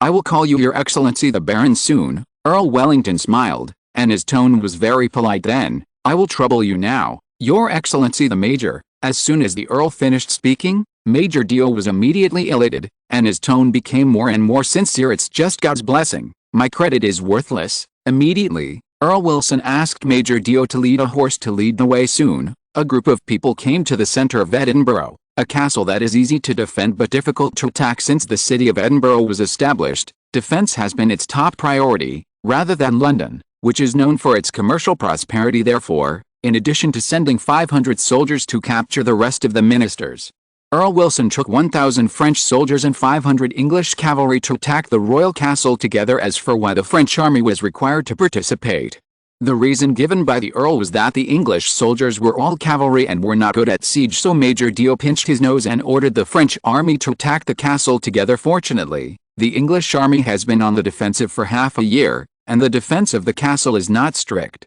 In addition, because it is night, the soldiers are more relaxed than during the day. More than 1,000 people boarded the castle very quickly, and the casualties were not high. After they came up, they encountered the desperate resistance of the Scottish soldiers, and they were delayed for a long time. He stabbed a Scottish soldier to death with a sword casually, and the Earl of Wellington and Major Dio stood back to back. The Earl frowned. He felt that this would not work. There must be a secret passage in the castle, and the Queen Mother of Scotland would definitely run away. "This is a big trouble, Mr. Major. You send someone to resist first. I will take some people to catch the Queen Mother of Scotland, and I can't let him escape." There was a trace of blood on his face. After hearing this, Major Dio felt that this opportunity of meritorious service should not be let go. "My lord, I know her room. I'll take you there. Boris, you bring people to cover us. You must drag these Scots. Remember." Immediately, Major Dio spoke loudly to Boris, who was fighting together. "Yes, Master." Boris agreed loudly, wiping the blood off his face. "Let's go, Your Excellency the Earl." Major Dio was fighting with the Scottish soldiers as he walked towards the exit. In view of this, the Earl didn't say anything, and it would be nice if someone showed the way at this time. Queen Mary, who was still asleep, heard a rush of footsteps. Just as she was about to reprimand, the hurried maid immediately knelt down and said in a hurry, "Your Majesty, let's go. The English are attacking the castle." "What? Are you serious?" The Queen Mother hurriedly put on her clothes under the service of the maid who was waiting on the side, and approached and asked, "Yes, I heard from the guards that there are also French troops who have entered the castle. The castle has already been smashed into a group. Your Excellency, the chief guard, tells you to evacuate as soon as possible." Hearing this, Empress Dowager Mary was half convinced. Immediately, she called the guards near the bedroom, together with some personal maids, and hurriedly prepared to leave through the underground tunnel. If you're listening to this novel on a channel other than Fanfic World, it means they downloaded and uploaded it without effort. We cordially invite you to visit our channel, Mundo Fanfic Novelis. There you'll find the original version of this story, and you can explore many other novels of various genres. We're waiting for you to immerse yourself in a world of incredible novels. Chapter 143. The Empress Dowager arrested.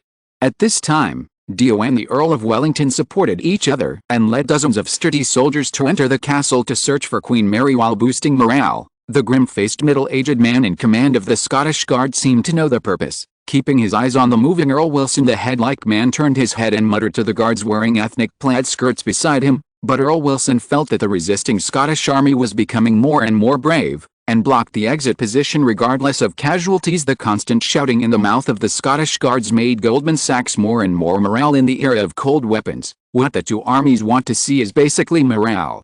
And the army with higher morale has a greater advantage. The Earl felt that they could not do what they wanted, and the longer the delay, the more troublesome it would be for them. Mr. Major, go immediately. I'm afraid the situation is beyond our expectations. The Earl glanced at the Scottish commander, pulled Major Dio, and walked hurriedly. Even if the Scots resisted more and more powerfully, but in the end it was the English army that had a large number of troops. Under the order of the Earl, the Scottish army soon showed a crack. The Earl and his team quickly took advantage of this good opportunity and broke into the castle holding the blood-drenched weapon. After the Earl and his party entered the castle, the maids and servants who passed by along the way obviously knew when it was, and immediately knelt down to beg for mercy. They did not encounter any resistance for the jewels and servants along the way. They didn't stop for a step, and went straight to the goal under the leadership of Major Dio. Everyone soon came to Queen Mary's bedroom. I saw that the two doors inlaid with agate and precious stones were closed tightly, and they looked very tight. Lord Earl glanced at it. His expression became more serious. Under the Earl's signal, two sturdy soldiers began to hit the gate with their bodies. Boom, boom, boom. 3 times in a row, the seemingly difficult door was knocked open at once. Major Dio couldn't help feeling contemptuous, but his face remained expressionless, and Earl Wellington didn't even stop his eyes, and walked in directly. Seeing this, Major Dio also walked in, and by the way kicked a few French soldiers who were about to knock the gem off the door. Walking into the bedroom, the huge fireplace is what impresses the eye, which looks magnificent. Then, the glittering dressing table in the bedroom, the assortment of jewelry and cosmetics aroused the interest of many people on the side. There are gorgeous and warm huge beds. The goose-down quilts are still lifted, but their owners are nowhere to be seen in view of this. Earl Wellington and Major Dio couldn't help but look disappointed, but Earl Wellington did not give up. As a member of the nobles, he understood the mentality of those nobles very well, and he also knew the positions of some secret passages established by the nobles. I saw that he ordered people to lift up the huge bed, or lift the sheets, but unfortunately, this is a normal bed. Afterwards, the Earl looked carefully at the huge fireplace again, as if searching for some mechanism, but failed again. Now it's not just him, even the soldiers are downcast. They know that this time they are afraid of returning without success, and the greatest credit has actually escaped. However, Major Dio made a new discovery. When he walked into the dressing table, he felt a little abnormal, but he couldn't remember where it was for a while. While thinking, when his eyes turned to the messy bed, he suddenly remembered something abnormal. The dressing table is too neat, and the jewelry and cosmetics are neatly placed one by one, which is too normal. He approached the dressing table, squatted down, and kept groping for something on the surface of the dressing table with his hands. Finally, behind the dressing table, he felt a button, and Dio pressed it without even thinking about it. Immediately, the dressing table moved directly to the right for a certain distance, and what appeared in front of them was a cave. It was pitch black, with no light inside, revealing a hint of danger. The Earl looked up, and except for the long stairs, the front was blurred. Everyone also fell silent for a while, looked at each other, and couldn't help but shrink back in their hearts. This can't help everyone to be timid. In this unfamiliar black hole secret passage, who knows what traps and dangers are waiting for them? Besides, Queen Mary and her party are also inside. If they ambush, they may all see God he is old. The Earl of Wellington saw everyone's hesitation, but he didn't have any hesitation. Go in, you must go in. In fact, Edward had already gotten through with him before, capturing Queen Mary and reuniting their mother and daughter, which was a requirement he had to fulfill, and Edward's rewards are also very generous. His Excellency the Earl will become history, and His Excellency the Marquess will be his future title, and most importantly, Edward allowed his nephew to inherit his title of Marquess, which is a great thing. Before that, after the establishment of the Tudor royal family, in view of the fact that the Red and White Rose Wars were caused by the excessive power of the nobility, starting from Henry VIII, The right to inherit the title of nobility in England is generally in the direct blood relatives, such as nephews and nieces. It's out of the question this method really worked. In the decades since the establishment of the Tudor dynasty, there were as many as a dozen extinct nobles. That is to say, under the arrangement of God, the titles of nobles above the baron were cancelled, but even though the nobles have worked very hard, their descendants are getting weaker and weaker. Let's go in together, and everyone will be rewarded with £10 later. The Earl can only fight for the inheritance of his title and the longevity of the family. The Earl was heartbroken, and after saying these words of encouragement, he immediately took the lead and walked in first. After being aroused by the reward, the English and French soldiers also followed. Major Dio could only shake his head and followed with a wry smile. His mission is basically completed, so there is no need to fight so hard, but everyone has gone, and he doesn't want to offend Earl Wilson, so he knows this, so he translates the words of the Earl, so that the French soldiers are willing to follow. Going around and following the footprints, the Earl of Wellington and others walked slowly, their spirits collapsed tightly, and their eyes were always paying attention to their feet and surroundings, for fear of any traps. From time to time, they had to wade into the water and cross some collapsed places. After half an hour, even though they were in good health, they still couldn't eat and were very tired. Just when they were about to rest, the Earl seemed to hear a woman talking, and couldn't help but feel happy. After signaling to everyone to whisper, the Earl arranged for everyone to quietly surround him. Queen Mary, who was resting, looked at the soldiers surrounding her, but she was taken aback. Your Majesty. Our Majesty the King and the Queen are waiting for you in London. Chapter 144. Queen Mary. At this time, Queen Mary's hair stood up high, a white shawl was draped over her head, she was wearing a long black dress, her red lips were lightly parted, and the corners of her eyebrows were full of surprise. She was sitting on the ground covered with blankets, her black dress couldn't cover her white and tender collarbone, her plump waist was straight, her upper half was tall and straight, she looked grand, and her face was lightly modified. The whole person looks graceful and luxurious, glamorous and incomparable. The Earl and everyone couldn't help but sneak a few glances, then lowered their heads. Several beautifully dressed little maids beside her were massaging her calves non-stop, and another maid tapped her shoulders behind her. Her Majesty the Queen Mother looked extremely tired thinking about it. The Queen Mother Mary was born as a noble lady, and later married to Scotland to become a queen. She hardly suffered much. After walking for such a long time, all the elders couldn't bear it, let alone her. This is the Queen Mother. Surprised eyes flashed by, and sooner, the Queen Mother showed a calm look, and slowly stood up with the support of the maid. The Queen Mother stretched out her slender hands, stopped the guards from fighting, and then walked slowly to Earl Wilson. You're welcome, Your Excellency. How quickly your troops have arrived. The Empress Dowager Mary laughed lightly, with an indescribable sarcasm in her tone, expressing her shame at his sneak attack as a nobleman. Immediately, turning her beautiful eyes, she saw Major Dio shrinking back. Oh, let me see, isn't this Major Dio who came to Scotland to support us? What a coincidence that you are here too. This sentence made Dio's face turn red. As a nobleman's son, this sentence was a slap in the face. A sense of shame welled up in him at this moment. Immediately, he adjusted again. The shame came and went quickly. Good day, Your Majesty the Empress Dowager. Dio bowed to the Empress Dowager Mary with a smile on his face, as if he hadn't heard the words humph. For Dio's cheeky behavior, Queen Mary's beautiful eyes flashed. She gave him a blank stare, and then looked at Earl Wilson. Okay, Lord Earl, now I can only let you deal with me, and I don't know how your sick king treats me. Queen Mary straightened her veil and waved to several maids. Soon, the maids supported the Queen and walked slowly towards the way she came. Earl Wilson was very satisfied with Queen Mary's self-consciousness, and immediately ordered the soldiers to disarm more than a dozen Scottish royal guards and escort them on the way back. He walked in a hurry when he came, but it was difficult when he went back. Queen Mary was tired and couldn't walk fast. Earl Wilson could only accommodate her and walked back slowly. An hour later, they returned to the ground, and everyone breathed a sigh of relief. In that cold and damp place, full of unknown dangers, people felt depressing. With the help of the maid, Queen Mary sat on the bed and just stared blankly at the Earl and his party without speaking. Earl Wilson took a step forward humbly and gave a gentlemanly salute. Your Majesty, you are not fit to stay here at the moment, please change to another room. Faced with a scorching and aggressive attitude, Queen Mary had no choice but to succumb, looked at the Earl with barbed eyes, and then left the room. Roy, take a few people to watch her, don't let her run away, or you're the only one asking, the Earl said to one of the soldiers beside him. This is his personal guard and he is trustworthy. Yes, my lord. The young guard nodded to show his understanding, and then followed with a few people. "Mr. Major, let's go and take you to see those Scottish nobles." The Earl took the lead and walked out.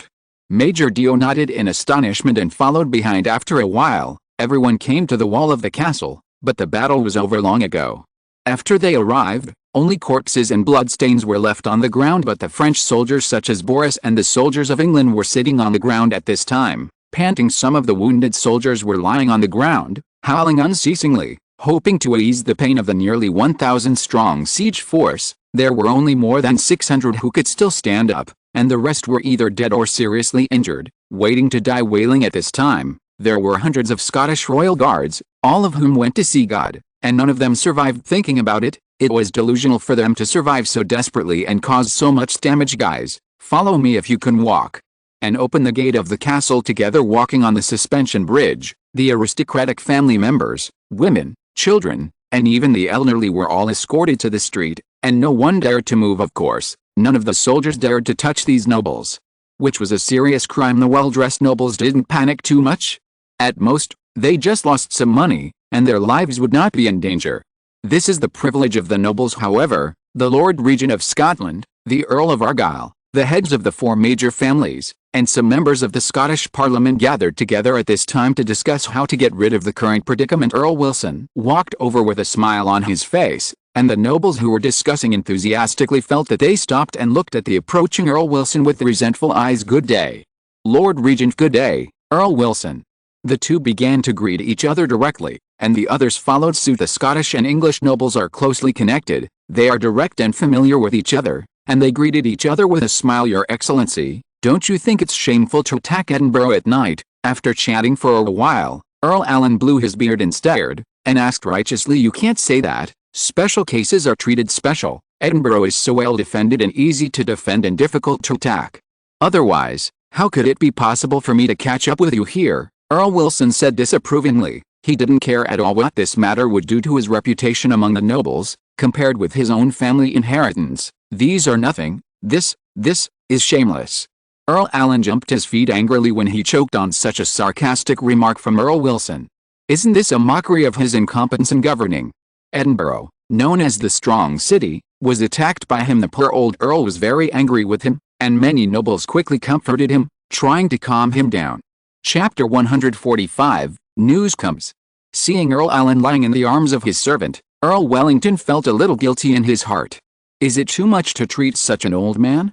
Besides, the Wellington family and the Hamilton family have been in contact for hundreds of years, and they still need miss some old love. "I'm so sorry, Your Excellency the Regent." Approaching Earl Allen, Earl Wellington bowed apologetically. "HMPH, it's a pity that Earl Allen didn't appreciate it." He turned his face away and didn't look at him anymore. Obviously, he still hadn't let go of his anger. "Gentlemen, come to the palace and sit for a while now. Her Majesty the Queen Mother is waiting for you." Earl Wellington saw that the effect was not great, and he stopped sticking his hot face to his cold butt.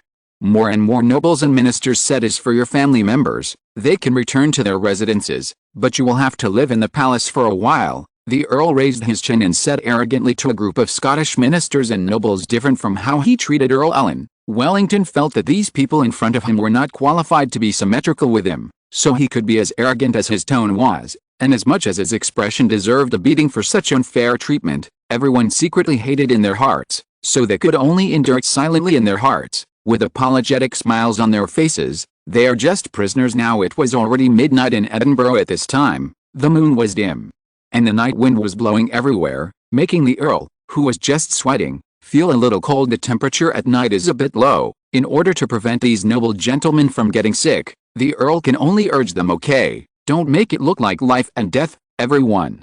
Please don't worry, there are plenty of rooms in the palace." The Earl of Wellington made a gesture of inviting people, while saying goodbye to his wife and family.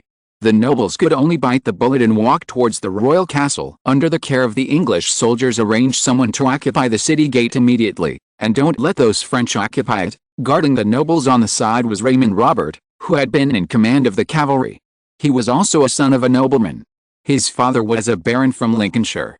As a young man in his 30s, it could be seen that he had great fortune. The Earl tilted his head, leaned over and whispered in his ear, looking at Major Dio from the corner of his eye from time to time. "Also, guard the city gate closely, don't let a single person out, and don't let anyone in. Unless there is my order, yes. Your Excellency the Earl. Although Raymond, the cavalry commander, felt a little strange about this order, he still responded loudly, straightening out his chest. Raymond took the hundreds of people in his hand vigorously and began to occupy the city gate, watching Raymond leave with gratified eyes. He then shifted his gaze to Cooper, who was doing the registration work with a smile on his face. The Earl waved at him. For people around the king, he should try his best to please him while he was doing the work of registering his noble status. Kubo suddenly saw Earl Wellington waving at him. Without hesitation for a moment, Kubo walked over directly. "Good day, Lord Earl." Cooper greeted respectfully. "I think the Queen Mother of Scotland must be doomed. I am ashamed of your contribution, haha. It's not worth mentioning, it's just something in our plan." The Earl was scratched to the itch, and immediately smiled, pretending to be relaxed, and said, "My lord, according to my statistics, there are currently 136 nobles captured by us, and 96 councillors. Basically, all the nobles and MPs in Edinburgh have been swept away.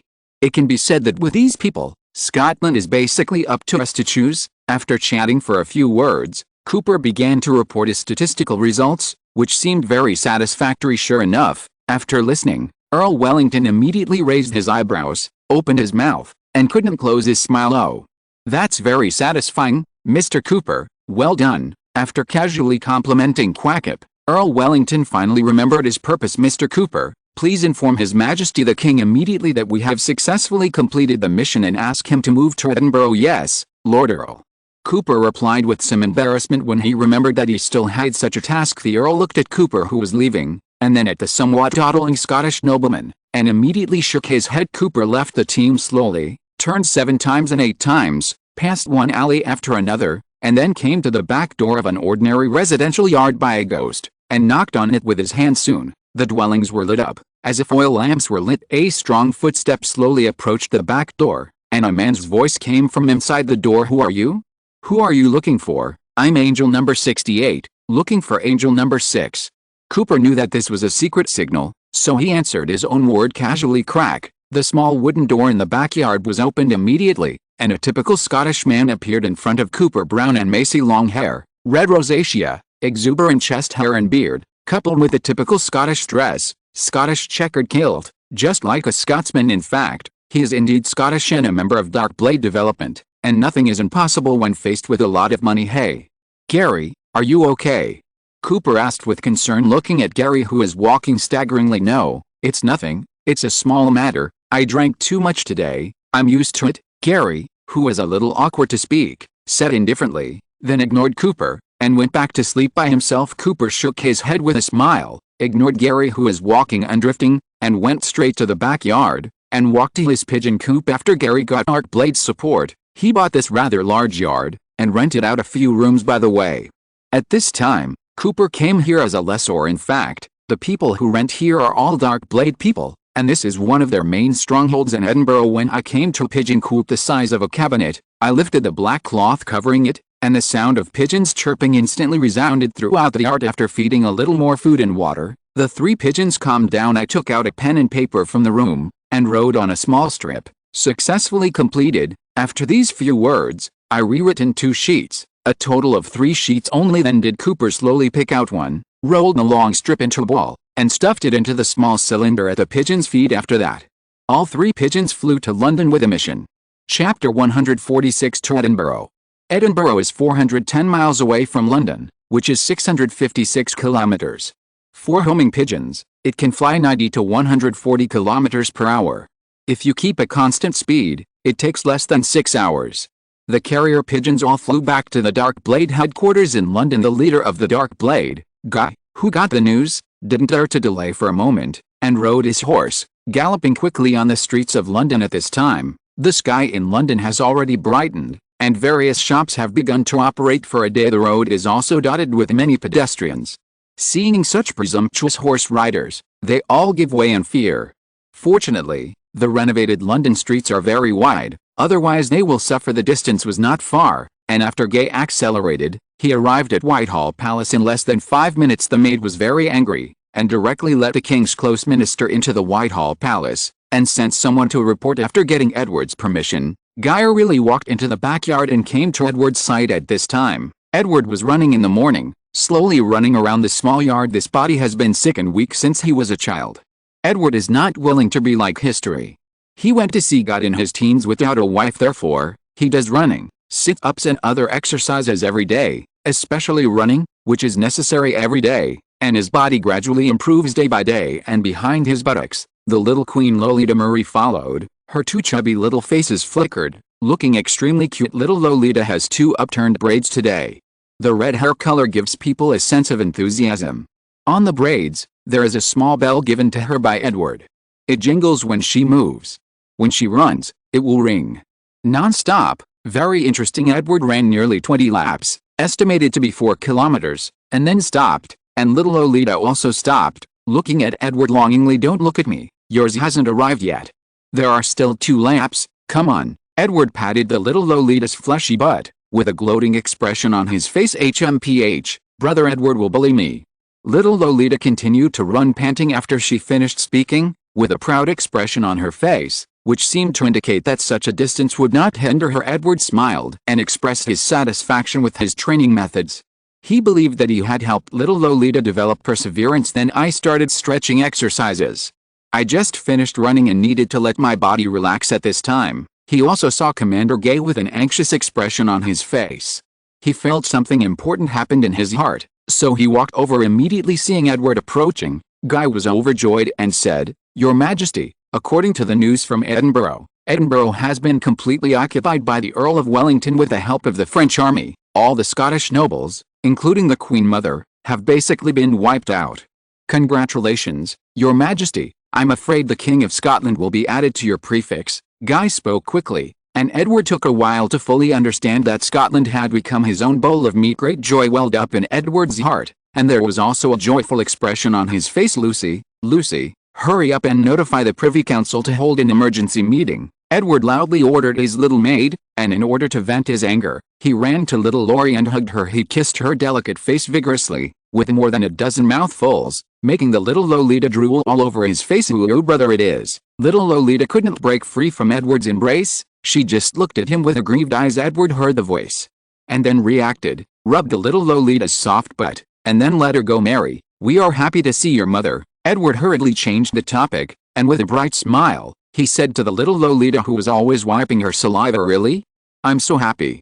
I can see my mother. I can see my mother." Little Lolita was stunned. Her big eyes blinked, and her blue eyes were very beautiful. Immediately, he reacted, jumping happily, and shouted, Okay, get ready, we will be in Edinburgh in a few days, to see your mother." Edward took little Lolita's little hand, looked into his eyes, and said softly, "Oh." Little Lolita nodded obediently, and ran back in a bouncing manner, fearing that she was going to tell Casey, Queen Mary's maid. After a while, under the service of Luna, Edward changed his clothes and put on the king's exclusive regular clothes. Immediately afterwards, at the meeting of the Privy Council, Edward told the ministers this happy thing, and then Edward ordered again. First of all, the Privy Council drafted a decree in the name of Edward, which was in order to summon the militia. A county militia closer to Scotland. Then, a dozen Privy Council ministers who did not have a strong sense of presence were transferred to his side. He was preparing to handle Scotland's government affairs. Immediately afterwards, he went to Edinburgh with the English Navy, which he was repairing in Portsmouth, to prevent the French from becoming angry and bringing the fleet to fight. After that, Edward began to prepare the 3,000 guards for a long journey. This time, he will go to Scotland in person, meet the Scottish nobles, and also meet the famous Queen Mother of Scotland. 3 days later, everything was ready, and Edward took the 2 sisters Lucy and Luna, little Lolly Mary, and a dozen boys and girls guards, plus a dozen Privy Council ministers and Dark Blade leader Guy. The purpose of bringing Guy is to allow him to personally deploy a more rigorous spy branch in Scotland.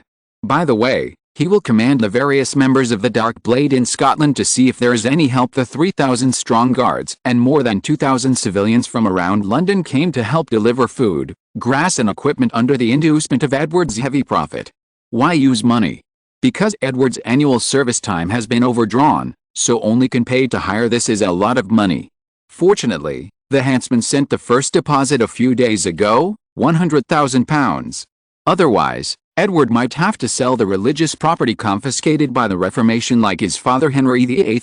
I went to borrow money when they arrived at York, the important town in the north. 3,000 militiamen gathered here, plus 3,000 guards and 2,000 civilian husbands. A total of 8,000 people walked towards Edinburgh. Chapter 147 Arrival. The mighty army marched towards Edinburgh step by step, but the speed could not satisfy Edward, so he simply led 3,000 horse-riding guards to abandon the civilian husbands and militiamen, and headed directly towards Edinburgh. At this time, the Royal Navy of England had already set off from Portsmouth, and was on a journey to Edinburgh under the leadership of Lieutenant Commander James Leo Shelley. At this time, England's navy was basically composed of single-deck flat-bottomed ships, which were long and shallow and mainly propelled by oars. As the main warships, they had served in European waters for centuries. However, for hundreds of years, the introduction of heavy artillery has brought about great changes in the design of ships, and the English were the first to make major designs. The larger of these was the prow, where the metal rams previously installed gave way to special cannon platforms, with a heavy cannon placed in the center of the prow, flanked by light cannon guards. And as early as 1506, as the world's largest naval overlord, the largest warship built by Spain imitated the model of the English.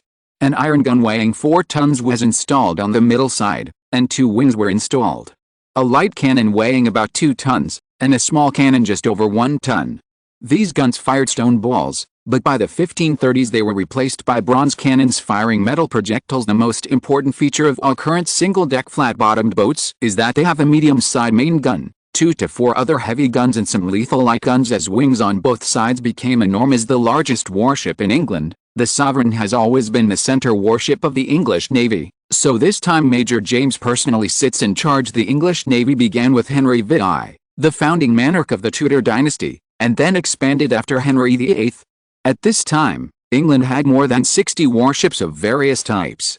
Except for Spain, Portugal and the Netherlands, it belonged to the English Navy strongest. Moreover, in the war with France, the Navy has been escorting Henry VIII, so that he has no worries. As a result, the development of the English Navy is even more vigorous at this time. The fleet was traveling at a speed of 5 knots per hour, or about 9 kilometers per hour. Portsmouth was about 800 kilometers away from Edinburgh. In less than 7 days, nearly 50 naval warships were ahead of Edward. Came to Edinburgh standing on the bow of the Sovereign, stroking the cold body of the heavy gun with his hand. Major James stared at the crowded Edinburgh port ahead in order to prevent leaks. The Earl of Wellington directly blocked the port of Edinburgh, so in front of James was a row of neatly arranged merchant ships of various colors, some idle and some loaded. However, without exception, their masters were all crowded in the port, trying to persuade the officials in charge of the port, and some even threatened them based on their aristocratic background. But none of these tricks worked, and the officials in charge of the dock still shook their heads in embarrassment, as if they were helpless just when everyone was crying and sighing. They suddenly saw the arrival of the English Navy, and all of them turned pale with fright, and some even turned pale as businessmen. They certainly knew what the arrival of the Navy meant: war, and war is plunder. Aren't those merchant ships docked at the port just like fat sheep on the table? Soon, sharp-eyed businessmen saw the flags flying on the ship, and immediately understood that it was the Navy of England. Even smart businessmen immediately knew what happened when they thought of the closed Edinburgh and the port where travel was prohibited. This result was too significant, making them too shocked to speak. James didn't care so much. Under his command, the fleet quickly docked at the port, leaving the necessary watchmen, and James took most of the soldiers ashore. The lighthouse at the port had spotted the Navy a long time ago. Not long after Major James arrived at the port, the Earl of Wellington, who was sitting in Edinburgh, came to greet him immediately. "Good day, Your Excellency the Earl." Major James bowed and took off his hat and salute. "Good day, Major James." Wellington also nodded happily. In the past week, the French army with 600 or 700 people who surrendered, and the more than 1,000 Huntington troops who came later, plus the remaining 600 or 700 English troops who rushed over, totaled only 3,000. In addition, in order to clear the 2,000 defenders in Edinburgh, they lost more than 500 people. At this time, the army guarding Edinburgh in his hands was only 2,000 healthy soldiers, and there were more than 500 French troops among them. 2,000 people not only want to suppress the riots in Edinburgh, but also defend the city walls, which is a bit embarrassing. The arrival of the Navy alleviated the danger of shortage of manpower, and the Earl was a little happy. "Go, Mr. Major, I have specially prepared a banquet for you." After the Earl relieved the pressure, he invited Major James to the banquet. After the delicious dishes were served one by one, the Earl asked the question in his heart, "Mr. Major, how many navies are here to help?" Looking at the somewhat puzzled Earl of Wellington, Major James immediately stopped what he was doing, sat up straight and said, "Your Excellency, we are supporting you this time at the request of His Majesty the King, so we will leave behind the necessary warships." In addition, 50 warships were dispatched. Together, there are about 3,936 people, 35 heavy artillery pieces, and 70 cannon pieces. The Earl looked at the eloquent Major James and nodded with satisfaction. These are completely enough to defend Edinburgh. After talking about this, the Earl wanted to get to know the young Admiral, and Major James also wanted to get close to the important minister of the kingdom, so the following time was always so pleasant and relaxed. 3 days later, on May 15, 1949, which was the 10th day when the Earl of Wellington occupied Edinburgh, the great King of England, Edward VI, who was only 13 years old, visited Edinburgh. Decades later, the old man who came here sighed to the curious children around him. "I remember that it was still raining lightly that day, but when His Majesty the King arrived, the rain suddenly stopped at that time. I was pushed out by the general at that time, and I knelt outside the city of Edinburgh with my neighbors. I saw with my own eyes that His Majesty Edward VI came with thousands of armored cavalry from under the rainbow. The momentum was extraordinary. I felt that the ground was shaking constantly, my heart was filled with fear, and my whole body began to tremble. Until now, I still remember His Majesty's handsome yet majestic face, and the white horse under him. I thought at the time that it was okay to be a subject of such a king." Chapter 148. The Scottish Nobleman Who Loves Money. "My Majesty the King, you are really able to take my daughter captive for 2 years. Do you still have the character that a king should have?" The Queen Mother approached Edward step by step, and her tone became more and more aggressive. The whole Queen Mother was full of power and began to oppress Edward. However, Edward felt that there was indeed an oppressive force. The two mountains came over like Mount I. He stared at the majestic mountains that were getting closer and clearer, and the color was also obvious. At least Edward didn't let himself lose his composure. Edward was 13 years old, and his height was about 1.5 meters later, while Queen Mary was about 1.65 meters tall. Just when Edward reached her neck, he took a few steps back in a natural reaction, feeling his mouth dry. "Dear Your Majesty the Empress Dowager, Mary and I have reached an agreement on our marriage before, but you have chosen to go back on your word. This has forced us to take such an action. What's more, I also heard that you are planning to send Mary to France to be betrothed to the French Crown Prince. Your actions in itself are a betrayal of the agreement, and it is necessary for me to bring Mary back to England." Seeing Queen Mary, who parted her red lips slightly, ready to refute, Edward didn't give her a chance. "Do you mean that the Treaty of Greenwich was not ratified by the Scottish Parliament, but the treaty not only has your signature but also has been recognized by France? This is of factual significance. The reason why the Parliament does not approve it will not work." Edward seemed to be stating a fact, and it was well-founded and logical. The Empress Dowager was so blocked that she couldn't speak, so she could only put her face on and look at Edward quietly. "Okay, little king, you are not welcome here. I have something to say to Mary. Please go out." As soon as Edward finished speaking, Queen Mary turned around, leaving a plump figure for him, and then threw a sentence to her. He hugged little Mary and talked happily, and little Laurie made faces at Edward, and then happily chatted with her mother. Edward made fun of himself and left the room with an ugly face. "Remember, don't let the people inside run away. Watch closely."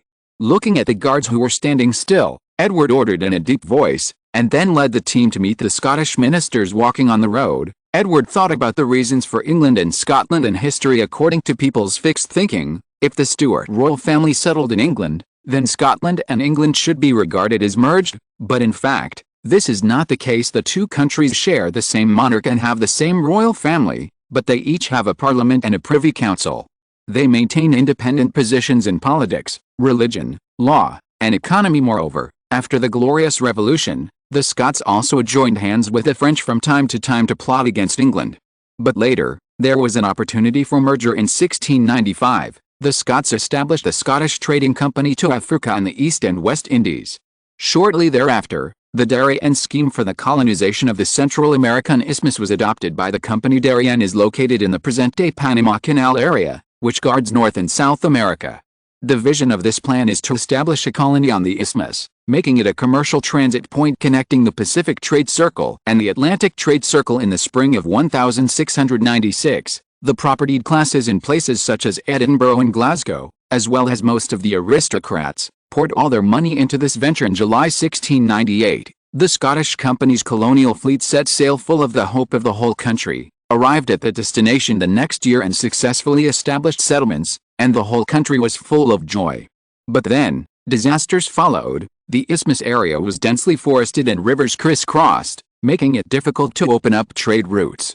Hunger and rampant tropical disease kept the settlement's mortality rate high, and the Spanish attack and English inaction made the venture's fiasco even more irreparable. In 1700, the Scottish Company had to terminate the project. The failure of Darien's plan was a fatal blow to Scotland's already fragile economic system. Scotland lost 2,000 men and £153,000, about a quarter of the total circulating capital of Scotland. When the currency system was changed in 1707, the total domestic currency circulation in Scotland did not exceed £411,000. Scotland's hard currency had been consumed a lot during the famine period, and this disaster brought the economy to the brink of collapse at this time. England took advantage of the situation and spent a lot of money to buy the nobles. In the end, the two countries reached an agreement that England would compensate the investors of Darien's plan with a lump sum of £400,000. However, the Scottish Parliament passed the merger bill of the two countries despite the opposition of the people. In this way, England only spent £400,000 to merge Scotland. The two merged into one. One of the provinces. Edward admired the act of the Scottish nobles who sold the country for money, but Edward thought of another act of the Scottish nobles who did not want the king for money, and felt very disgusted. During the Civil War of Charles I, the king couldn't bear it and went to Scotland for help, but the Scottish nobles reached an agreement with England's new army and sold their king to the English Parliament for a price of £100,000. He went to the guillotine for this kind of wonderful Scottish nobleman. Edward thought of a good way. Came to a large hall. All the nobles and MPs of Scotland and Edinburgh were here, a total of 232 nobles and MPs pushing open the door. What caught Edward's eyes was this scene. A dozen or so Scottish masters headed by Earl Allen were standing in a corner with serious expressions, discussing something. Pray, the young and bored nobles have nothing to do, drinking tea, chatting, playing some games. Barring the sudden opening of the door attracted everyone's attention. When they saw a young man wearing a crown and a purple cloak come in, all the people were surprised. Some were happy, some were angry, and others sad or not. However, the Scottish regent, Earl Allen, had a complicated look on his face at this time, and gradually, the sadness in his body became stronger and stronger. As the leader of the nobility, he couldn't help expressing, "Good day, Your Majesty the King of England." "Good day, Your Majesty the King of England." Following Earl Allen's bow, the other nobles put away their expressions and saluted one after another. "How about more votes, everyone?" Chapter 149 Ransom. "Good day, Lord Regent and gentlemen." Edward nodded politely to Earl Allen, and also to all the nobles staying in the room. "It's really offending. I didn't know that Earl Wellington imprisoned everyone here in such a disregard of noble dignity. This is really a bad decision." With the support of everyone, Edward came to a chair and sat down without hesitation. Then he looked at a pair of angry and fearful eyes, smiled secretly, and then turned to Earl Allen, who was sitting next to him. Said, "Of course, this sentence was also addressed to the nobles." Edward did not hesitate to regard Earl Wellington as the scapegoat, and of course it was actually arranged by him. "Everyone, from now on, everyone can come and go freely. No need to stay in this narrow room and accept this way that is not in line with the dignity of nobles." Edward looked around, looked at the pairs of blue eyes, and said with great momentum. Edward's words caused some waves among the nobles. All the nobles immediately burst into laughter and began to chatter. Obviously, everyone scoffed at Edward's explanation, but the nobles were overjoyed when they heard the news that they could be free. Hundreds of people stayed in this room for more than 10 days, except for the sleeping room. For the nobles who are unwilling to be lonely, it is almost like penance in Edward's ears. A series of words loved by nobles, such as roasted sheep, beauties, and horses, suddenly came. "Stop the sound." Feeling almost done, Earl Allen tapped the ground with his crutches, causing the nobles to turn their attention to him. "Didn't you see that His Majesty the King of England is still here? You don't have the dignity of aristocrats. Do you still have face?" Earl Allen glanced at the nobles, said sharply, and then turned his gaze to Edward again. "Your Majesty, I made you laugh. Where? I understand that noble gentlemen can't help themselves. If I stay for 10 days, I'm afraid I'm not as good as you." Edward waved his hand and joked casually. The nobles also smiled in cooperation with Edward, and the scene became cheerful for a while. "Your Majesty, I heard that the Earl of Wellington has blocked the entire Edinburgh and the port for the past 10 days. Is this true?" Suddenly, a young nobleman with long light yellow hair walked out of the queue, stood in front of Edward, bowed first, and then asked. Edward looked at the bold nobleman, thinking about the reason for his question. On the other hand, Earl Alan mistakenly thought that Edward didn't know his name. In fact, Edward really didn't know, and explained casually, "Your Majesty, this is Archibald Campbell, Earl of Argyll." The Earl of Argyll was a young man who looked to be in his 20s. He had a bushy beard and long light yellow hair scattered casually. He looked very Scottish. "Yes, that's right." Edward nodded. He knew the Earl of Argyll, one of the 4 great families in Scotland. "Your Majesty, I strongly request the Earl of Wellington to compensate us for our losses. This is my list of property losses." The young Earl also knew that the explanation was not enough, so he sent the parchment in his arms to Edward's eyes, which made him smile wryly. "It's like a thief stealing the owner's property, but the owner blames the thief for not waking him up and disturbing his sleep." Such a wonderful noble. Edward was speechless. He didn't understand that although Earl Wellington stopped their freedom, he didn't stop them from meeting their family members, so the nobles knew all about these losses. The young Earl took the lead, and the rest of the nobles rushed to show Edward their losses. Some even sat on the ground and wept bitterly, looking like they were touching porcelain. Edward stroked his forehead, feeling that it was more normal for the nobles in England. "Okay, gentlemen." Edward was disturbed by the noise, slapping the table and yelling loudly, "We will calculate your losses later, and now let's count the money that you gentlemen owe me." Edward stood up, pointed at the nobles, and said in a confident voice, but the nobles were all taken aback, wondering when they owed Edward money. Papa." Edward slapped his hands, and immediately, Luna, the housekeeper of the royal family, came in gracefully from the door. "Your Majesty." Luna held the corners of her skirt with both hands, bent down, and gave a ladylike salute to Edward. Edward nodded lightly to indicate acceptance. "Everyone, this is my housekeeper who handles the financial part. Next, she will tell you about your ransom." "Ransom?" The nobles all took a breath, their expressions even more exaggerated than when Edward came in. "Yes, everyone has been captured by me. According to the usual practice, don't you need to pay the ransom?" Edward couldn't help being secretly pleased, feeling extremely proud. "Earl Alan, Regent James Hamilton, you need to pay His Majesty the King a ransom of £100,000 as the price of freedom." Edward looked at Luna with her little but upright. While listening to her clear voice, he couldn't help but feel happy. "What? How come there are so many?" Hearing the king's maids reading aloud, he couldn't help but exclaim, "Your Majesty, this ransom is unreasonable." Earl Alan felt his face trembling. This figure was too exaggerated, comparable to the king of a country. "Your Excellency, you are the Regent of Scotland. And you are highly respected. Scotland cannot live without you." Edward pretended not to hear the Earl's words, but praised them. "It is a great honor for Earl Alan to be so praised by the king of a country. So, the ransom for you is only £200,000, which can describe your great contribution and profound influence to Scotland." "Well, thank you, Your Majesty, for your compliment." Earl Alan was enjoying the king's compliment, but his heart was bleeding. The £200,000 was almost half of his family property. However, he dared not refuse. "The king is here to ask you for it personally. Do you dare not give it?" In fact, the establishment of Edward's ransom is also very particular. These figures are basically set according to the family properties and official positions of these nobles.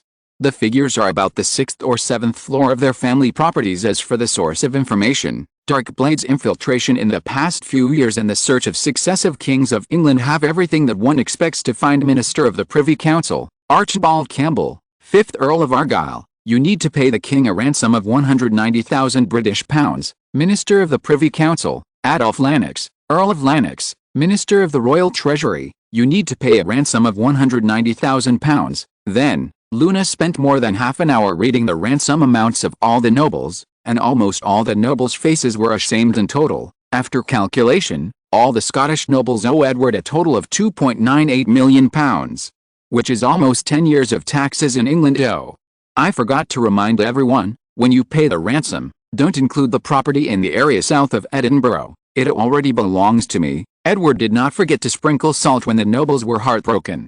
You must know that the south of Edinburgh in Scotland is a lowland area with fertile land that produces 8 layers of grain. In Scotland, almost all the nobles own a lot of land there, and the nobles are bleeding because of this knife. Seeing the outstanding results of each new book, and my book's poor management, I feel a little uncomfortable.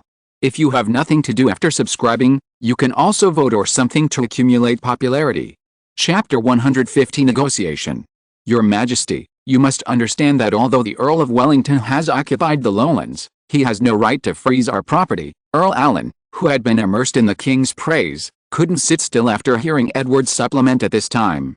He stood up with his arms supported, bent slightly, and said word by word, although the Earl is old, the power in his words is not small, and the expression on his face has become serious. In fact, Edward underestimated the importance of the lowlands to Scotland. The Scottish lowlands include all of central and southern Scotland southeast of the line between Dumbarton, estuary of the River Clyde, and Stonehaven, on the North Sea coast. Although it is called the lowlands, this does not mean that the altitude of the Scottish lowlands must be very low. It is only relative to the Scottish Highlands. The Scottish lowlands occupy a quarter of Scotland, but 3/4 of the population live there.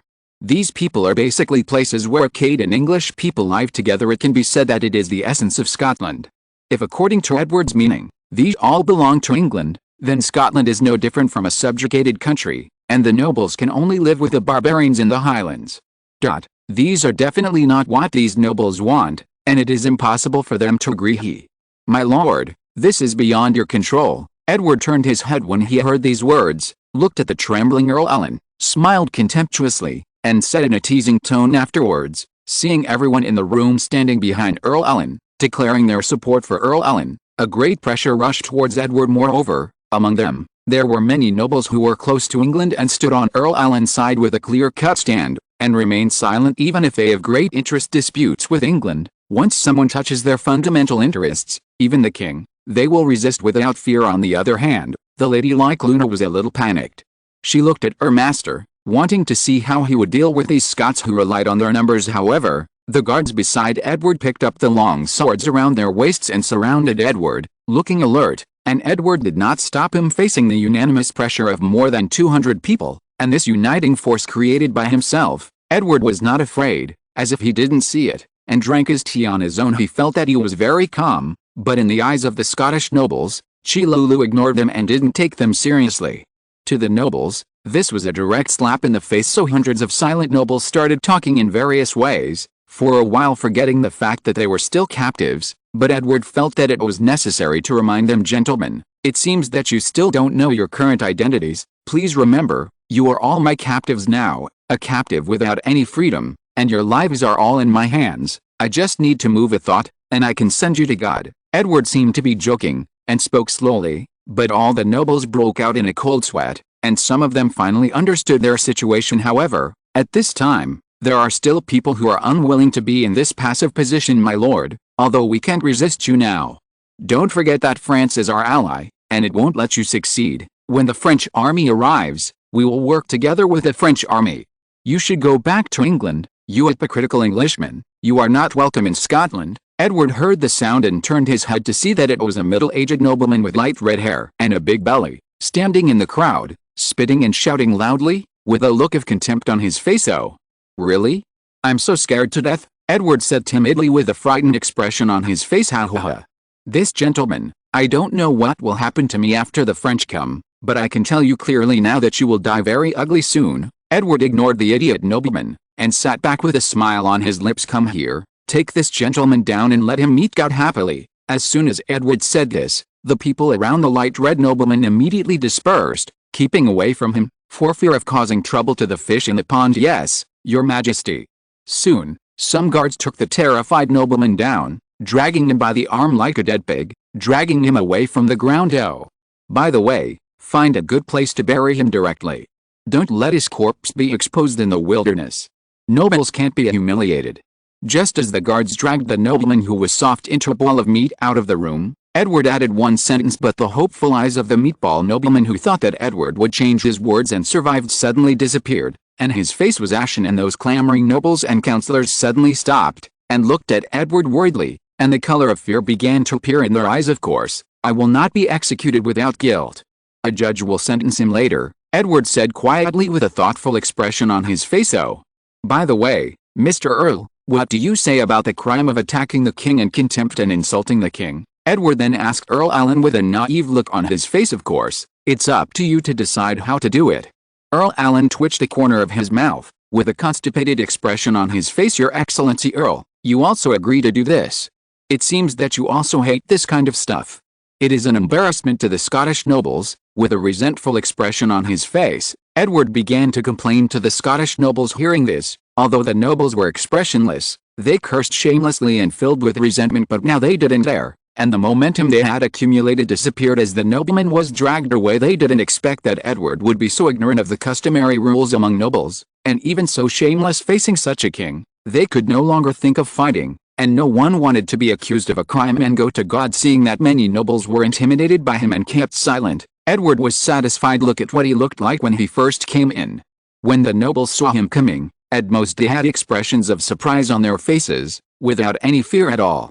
How could this be possible under such equal conditions? What good is negotiation for Edward? But now it's different. The situation has reversed, and Edward has the upper hand, so this kind of negotiation is beneficial. Edward thought silently in his heart. Ask for votes. Everyone subscribe and vote.